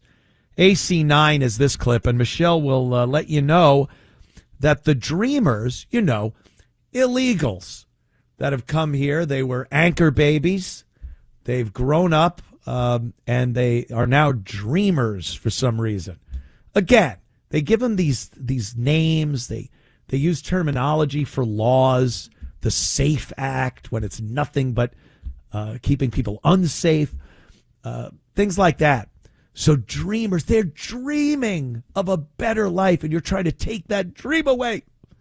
So here's Michelle Obama talking about the dreamers. Immigrants proving what it truly means to be a dreamer. These folks aren't Americans too. They are America. Oh. They are the beating heart of this country. They are us and we are them. And to ignore this simple truth, to refuse to respect the contributions and experiences of people who aren't exactly like us, y'all, puts us all at risk. Failing to see the humanity in all people puts us all on a slippery slope. Oh, God. Failing to see the humanity in all people. Am I supposed to see the humanity in an illegal that slices the throat of a young American woman? Do I still have to see his humanity? Or can I call him what he is and say he shouldn't have been here in the first place and that the people that allowed him to come here have blood on their hands? How about that? They're the beating heart of the country. What? They always want to elevate these illegals, because they always just say immigrants. They leave out the part of illegal, that they're not here legally. Oh, but they're humanity. Oh, okay. Just break the law then. Let's just do away with our borders because, humanity. Beating hard. They are us and we are them. What? More nonsense, more drivel. They just love that the law doesn't have to be adhered to in their mind. Anyone that they feel is downtrodden or part of a minority group or an oppressed people, they just go, yeah, the law doesn't apply to you. Do what you want. Rape, rob, steal, murder. Just have a ball. And we will do nothing but go up to podiums and make speeches about how you are the most wonderful people. Doesn't matter what you've done. You're the beating heart, the backbone. The country was built on the backs of murderers, rapists, criminals. Huh? What? In a minute. It's the Anthony Cumia Show on the Red Apple Podcast Network. The Anthony Cumia Show. Let's go out to Bethpage, Long Island, New York, and talk to Chris. Chris, what's up? Hey, Anthony. I was going to talk about Kamala, but I got to backtrack on Rosie O'Donnell. Yeah. I don't know if I told you this, but I am your Rosie O'Donnell expert because I'm really good friends with her cousin. We went to high school together, so I know all about her. Out there in Comac? Yes, that's where she grew up, in Comac. Unfortunately, her mom died when she was young, when she was only 10. So she spent a lot of time with my buddy who grew up in Rockville Center, and they were like brother and sister. So he knows everything about her. I used to go see her stand up at Chuckles when she was young. By the way, it took a long, long time. She played herself as a heterosexual girl, like low. Oh yeah, no, a lot of women have done that over the course, especially if you're in show business. I guess it was detrimental back then, but it's Rosie O'Donnell. But I will say this. Say this for the record, Anthony. For the record, though, it does go back decades. Her and Trump. It does go back decades. I'll tell you why. She used to be on The View, Rosie, in the early 2000s. Okay, if you remember. And Trump was on The Apprentice. He hosted The Apprentice. Right. And she came out one day, early 2000s, and made fun of him because he filed for a couple of bankruptcies. She did the hair. You can look it up. She looked it up. She did the hair to the side, and she's like, duh, I filed for 6 bankruptcies. So she just came out of nowhere and attacked Trump, right? Uh-huh. So being Donald Trump back in the early 2000s and forever, you hit him once, he's going to come after you. So he put out this, he used to do then shows. I don't know if he went on Howard Stern's show or what it was, and all he did was rip into Rosie O'Donnell. Like he made fun of her. So it does go back. I remember that, but Howard used to goof on Rosie, too. He'd call her big fat pumpkin head, and he would just rag her relentlessly. A lot of people did, especially when it turned out she was such a hypocrite. She had that TV show, Rosie show, the talk show she had. And Yeah. she was, the queen of nice, and she wasn't going to have a mean show like Jerry Springer or any of that. And it turns out she was a horrible person to deal with. Do you remember the thing that turned it? Anthony, do you remember the exact guest that opened everyone's eyes? I believe it was Magnum P.I. There you go. Tom Selleck. Tom He was Selleck. talking about guns. Yeah, he Exactly. talked about guns, and he's a right-wing guy, and she just could not deal with it and lost her mind. Yeah, it was the beginning of the end for Rosie's big show. Yeah. Thanks a lot, Chris.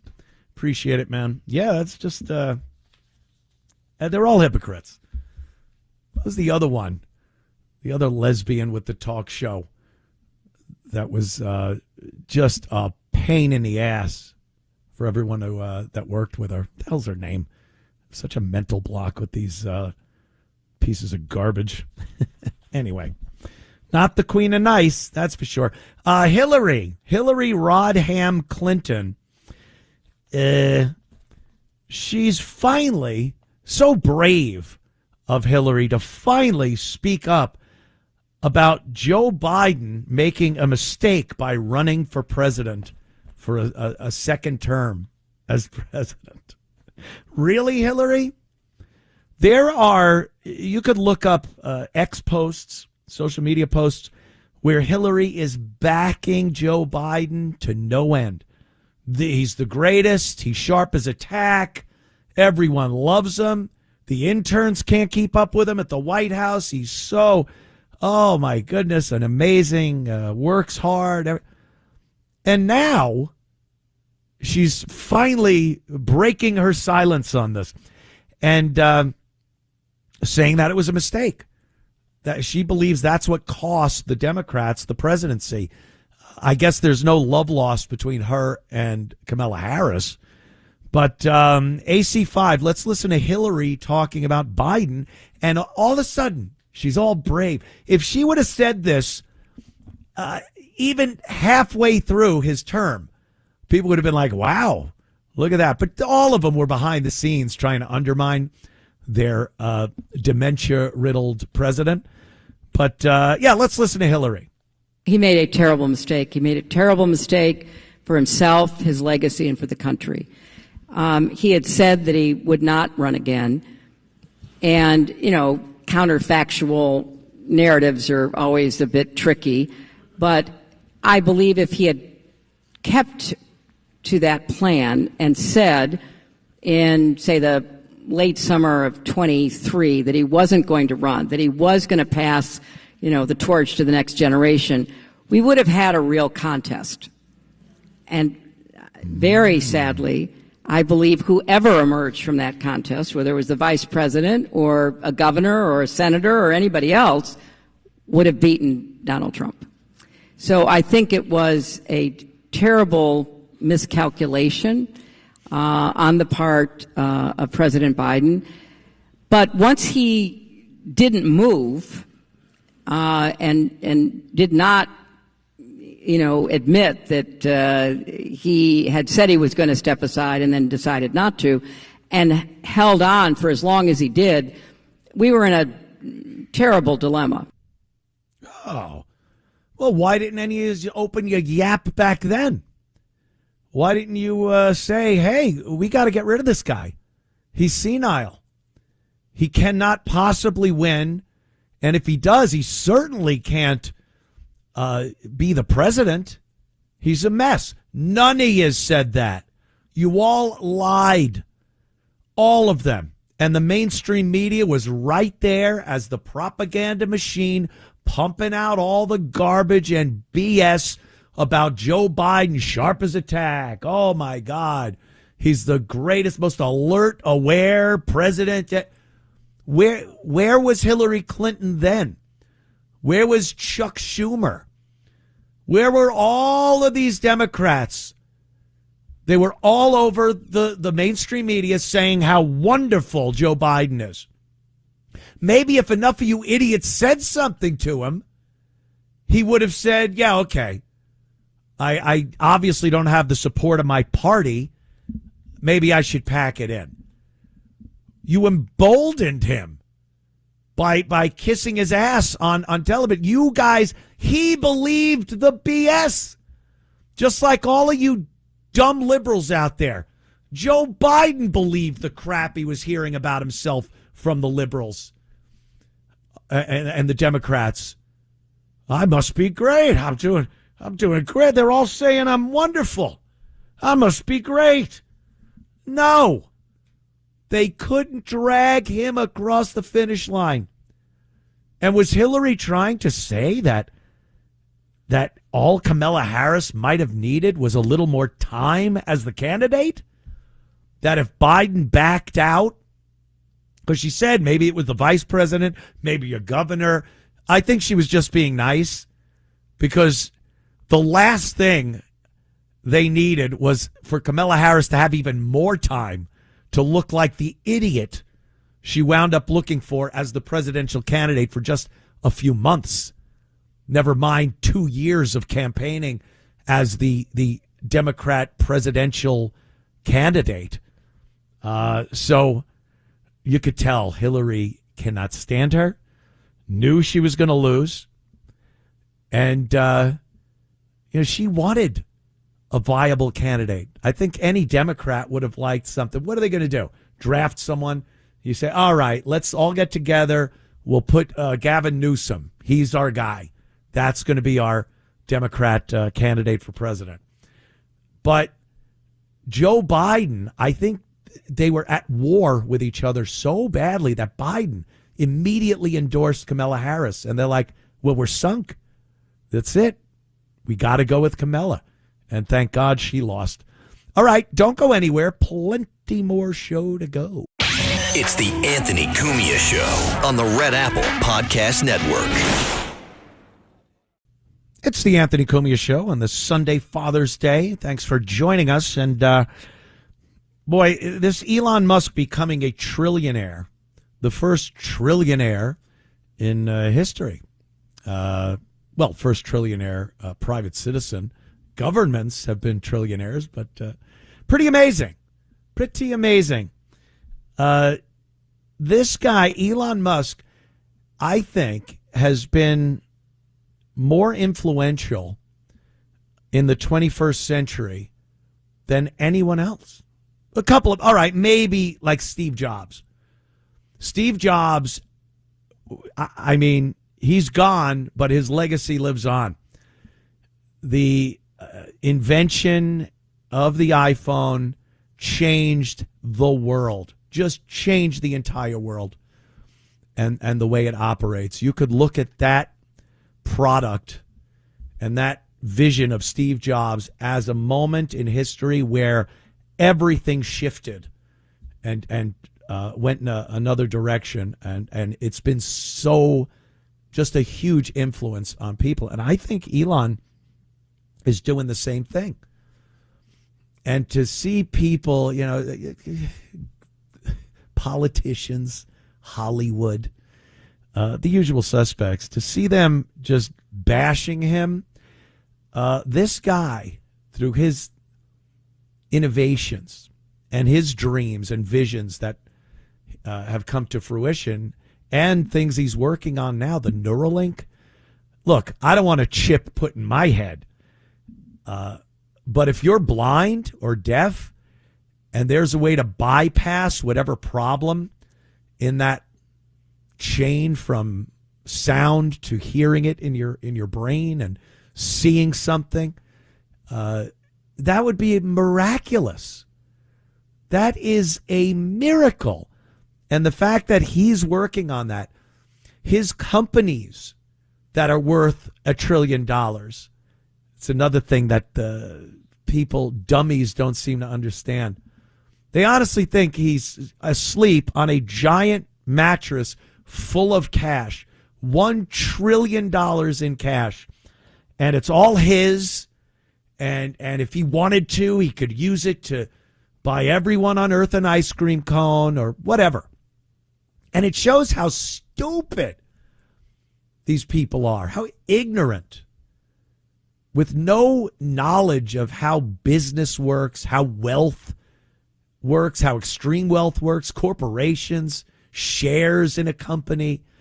SpaceX just went public with an IPO, and that's what put his value into the $1 trillion range. And I think it's great. I think it's great. There aren't many ways you can show that somebody like Elon Musk is doing amazing things, especially to people that don't want to look at some of the amazing things he's doing. They discount it. I've heard people say Elon's an idiot. AOC says that. He's not smart. He's an idiot. Really? Elon Musk is an idiot. If you are in the middle of the Pacific Ocean, you're rowing from L.A. to Hawaii. I've seen these. And every day there's video. You could watch the person rowing their boat from L.A. to Hawaii. You know why? Because of Starlink. Because of the high-speed internet access of Starlink. And how does a private citizen put satellites into outer space? With his own rocket company. With reusable booster engines. At a cost that is a fraction of what any government spends on a space program, especially the United States government.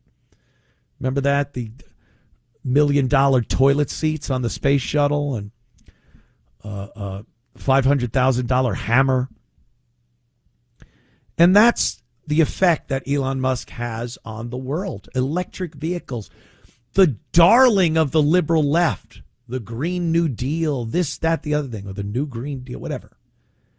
All that stuff the liberals were clamoring of. We got to get rid of the cars that use fossil fuels. We need electric vehicles.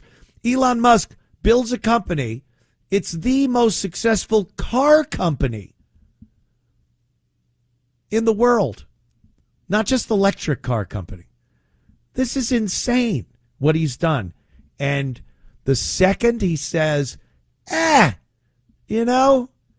like some of the conservative ideas coming out of the Trump administration.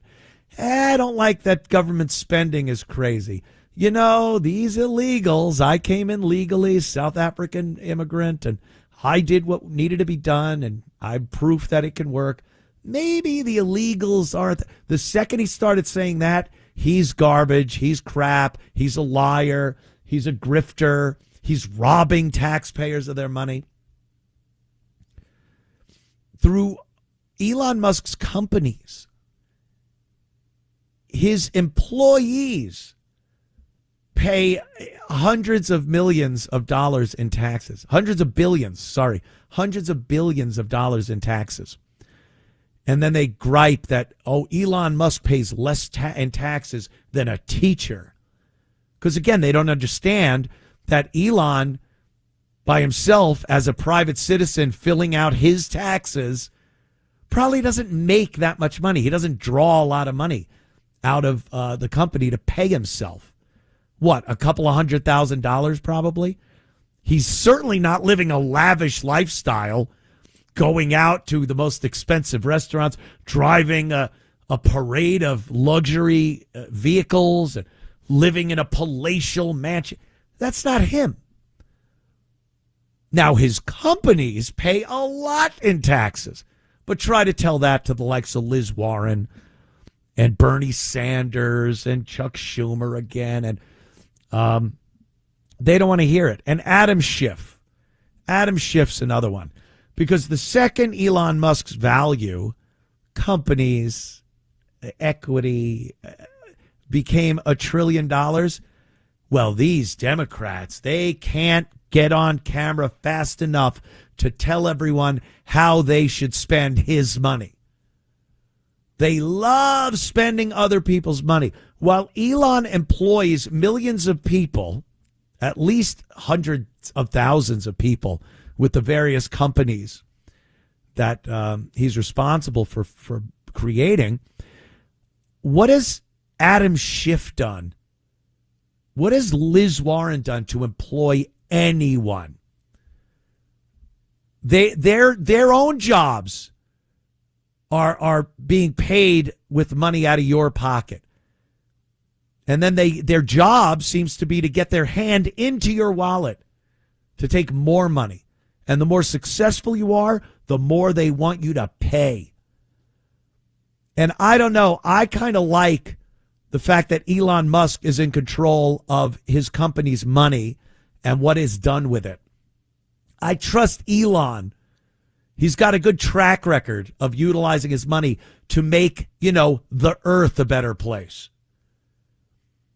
And they want to take his money and spend it on more of the nonsense they have spent your money on forever. And why would Adam Schiff be any different? Here he is. What could $1 trillion buy if Adam Schiff was in charge of it instead of that horrible Elon Musk? AC7, let's listen. What would $1 trillion pay for? Well, $1 trillion, if we decide to distribute that equally among American households, your household would get $7,500. Wow! Every household in America could get $7,500 from that $1 trillion. It would also pay for the complete four-year college education of 7.7 million American students. Wow, they go to college, you can take come all out the the other tuition, end with all the room no and board, job all the cost skills. of all of that for 7.5 million students and pay for it by the wealth of our first trillionaire. It costs a lot to raise kids in America. Well, you could take 4.3 million kids and raise them from birth until 18, pay for everything they need during those 18 years. Welfare, right, Adam? More welfare, more paying for other people's kids' college. He can't spend Elon Musk's $1 trillion fast enough. And please, does he understand? Is he just lying? Is he doing what they all do, trying to tell their constituents that they would divvy up Elon's money? Or do they understand it's not Elon's money? It's successful companies that are quite literally changing the course of history. And they just want to dole it out. $7,500 for every family. Really? Where would that money end up in a month? Where would that go in a month's time? Would it go to putting satellites so you could have high-speed internet in the middle of the Sahara Desert? Would that be what it would go for? Or some kid taking African studies in school so they could come out of college with absolutely no skills to get a real job? Oh, God. Adam Schiff. They cannot spend your money fast enough. They can't grab more of a handful of your cash. And Bernie's the same way. Bernie Sanders. Where is this clip? Let me see. Oh, clip 10. There it is. Bernie, he's railing against Elon, and he wants Elon's money. Only 5%. Oh, that's it? Why the hell does he feel entitled to have any say in where Elon's money goes when Elon is paying billions in taxes? He has paid more tax than anyone in history, and it just isn't enough. Billions in taxes isn't quite enough for Bernie Sanders and Adam Schiff and Liz Warren. So here's Bernie and his take on how to spend Elon's money. All of that and more would be paid for by a 5% annual tax on the wealth of billionaires. Nobody with less than $1 billion in wealth would pay a nickel more in taxes. My critics claim that this legislation is punitive. Yep. It's confiscatory. We're picking on these terrible billionaires. Oh, listen. And here is the irony, for better or for worse. I have This 3 houses. legislation That's the irony. passed tomorrow. Elon Musk would pay $39 billion more in taxes, leaving him, I know this is tough for Elon, with just $737 billion in which to survive. I know, which to hey. survive. You know what the price of gas is right now? You know what food is? Guy has $737 billion. What do you want? My 3 houses, my cars. It's like, screw you. Who are they? Who are they to say they could do better with $40 billion than Elon Musk can do? Do you know what that is? Oh, he only has $700 billion to live off of now. Yeah, if you got $1 trillion, I would be pretty pissed if now I have $700 billion. Sorry. Yeah, it's a lot of money, but it's mine. That's how I'd feel about it. And the way the tax laws are right now, the tax laws that you write, that you Washington lifer politicians have written and done your own taxes with, saved yourself some money, your cronies, your businesses that give you donations have used the same taxes to pay less. It's not illegal. Believe me, if there was one number that was off on Elon Musk's taxes, you bastards would be right up his, yeah. But he's using every legal step he can use with the tax laws that you guys wrote. And he's still paying billions of dollars in taxes. But it ain't enough. We need more. We need more. It's beyond, like, how do they feel entitled to everyone's money? And I understand it's very hard for anyone to comprehend $1 trillion. And if you have $700 billion or $1 trillion, I'm sure anyone living in this country, working for a living, wouldn't care. Wouldn't care. But when you're a company, an entity, a corporation, you're a tech company, you're a space company. He's putting rockets in space, satellites in orbit that benefit every person on this planet. I'd rather have Elon Musk utilize that money than Bernie Sanders and his ilk. And it's everyone. It's a grand scale when you look at Elon and the money he makes, of course. Billions of dollars. But it's your paycheck, too. It's your yearly salary. Oh, I make this much a year. What do I make? $70,000, $80,000 a year? And I'm taking home $50,000, $45,000. That's because they wrote the taxes. And they don't change it. They talk about how we need to change it. We need to tax this guy more. Your fair share. They aren't paying their fair share. Well, change it. Oh, that's right. Your donors, your cronies, the people that support you and finance your reelection campaigns, they don't want you changing the laws either. So they bitch about it. They make Elon Musk seem like the bad guy, and business as usual carries on. And they fantasize in front of a microphone to their brain dead supporters what an awful guy Elon is for building, innovating, and creating companies that are worth $1 trillion. But, you know, he carries around this giant wallet with $1 trillion in it just to buy things laughs at kids that can't afford college, laughs at kids that are starving.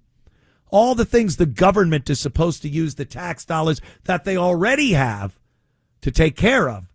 But between the fraud and the incompetence and waste, they don't have enough to make sure all that's taken care of. So anyone that's been successful in life, they got to reach their grimy little hands into their pockets. And you're not safe. Remember that. You are not safe from their greedy hands in your pockets. We're all paying way too much in taxes. It's the waste and the fraud. And that's the reason. Not that we need more money to take care of their lame-ass programs. Be right back. It's the Anthony Cumia Show on the Red Apple Podcast Network. The Anthony Cumia Show, and, well, you know, I watch clips from The View so you don't have to. That's my sacrifice. That's what I do for you, the people. I don't want you having to watch that garbage. So, J.D. Vance, Vice President Vance, was joined the gals from The View, and I don't know how he does it. He's really good at speaking. He's very intelligent, articulate, and people like him. Like, when he speaks, he's very approachable, and he comes off like he knows what he's talking about. He does a great job with public speaking. So when he sat down with the gals from The View, being a Republican, being Trump's vice president, I mean, he's second in command to the dreaded Trump administration that these View gals hate. So I guess Ana Navarro had a bit of a problem with JD because Joy Behar seemed to take a liking to him. She found him nice, pleasant to be around, intelligent. And, of course, Ana Navarro cannot see past the fact that this guy is Donald Trump's vice president. He's just as bad as Trump. He's evil. He's a racist. He's a sexist. He's homophobic. He's all this stuff. And she didn't want to hear any different. And she actually was trying to give Joy a little guff for being a little smitten with JD. So AC 11, let's listen to Ana Navarro. I actually heard what you said to him, right? Because he was sitting in the middle. You were here. I was here. Right. And you said to him, I mean, it was a backhanded compliment. You said to him, you know, you're pretty good for a Republican. Yes. And then I sat over here and was like, what about me? You don't even seem, because that's like a MAGA Republican. No, but it's a different. He also came in, listen, he came in strategically prepared to disarm us with niceness. He came in being affable and laughing easily and being very nice. I mean, it worked on you, didn't work on me. It didn't work on me either. I have to say, it did not work on me. I think it did. It did not. I respect the office. I'm a civilized human being. When someone comes on my show, that's true. Then you treat them like a human being. Well, Barbara Walters did say that when I learned under Barbara Walters. Yeah, Barbara Walters told me that she was on top of it. when I first started coming on the show as a guest co-host, she told me when someone comes to your house, you treat them well. Yeah. She did tell me that. Yes. I have to say though, I've been a little bit dismissive of JD Vance as like his political ambitions because I personally think Marco Rubio is a more formidable candidate. You could cut it there. There's Ana Navarro saying he came in strategically prepared to disarm us with niceness. He came in being affable, laughing easily, and being very nice. I mean it. It worked on you. It didn't work on me. Worked on him. See, this is how these monsters think. Because it's pure projection. They are monsters. Everything they do has an ulterior motive. If they're being nice to someone, it's because they want something from them. They are horrible, horrible people.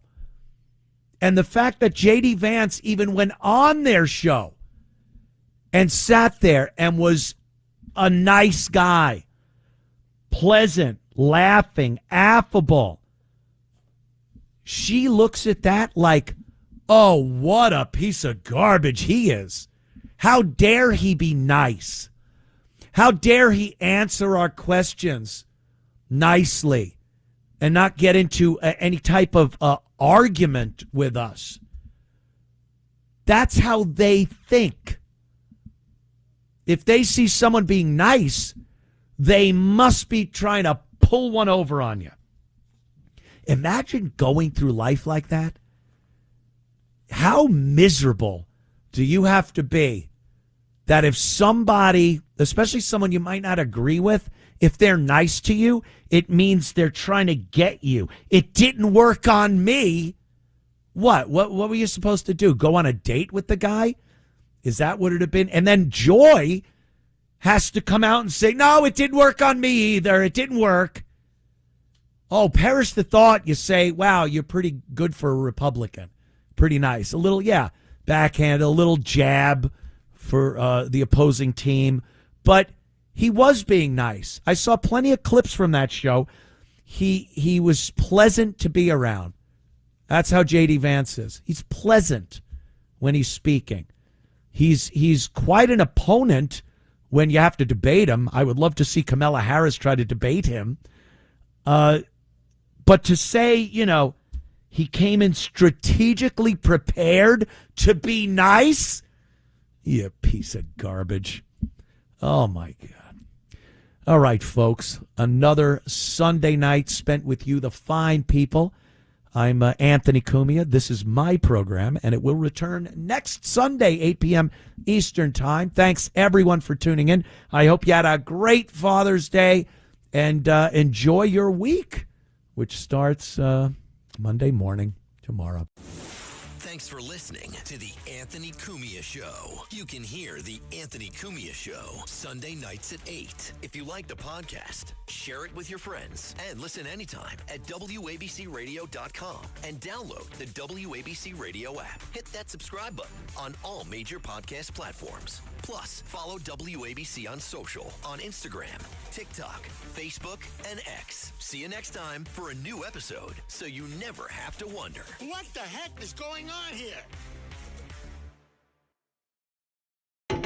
A burst pipe. A dead water heater. The AC calling it quits. Who do you call? HomeServe is an easy way to handle unexpected home repairs with plans covering stuff basic homeowners insurance usually won't. Instead of scrambling for a contractor, you make one call to get the repair process started. Join the millions of customers who trust HomeServe right now. Go to homeserve.com/podcast for 50% less your first year. That's homeserve.com/podcast. Savings compared to renewal price void in Florida. Starting a business can seem like a daunting task, unless you have a partner like Shopify. They have the tools you need to start and grow your business. From designing a website to marketing to selling and beyond, Shopify can help with everything you need. There's a reason millions of companies like Mattel, Heinz, and Allbirds continue to trust and use them. With Shopify on your side, turn your big business idea into... Sign up for your $1 per month trial at shopify.com/special offer.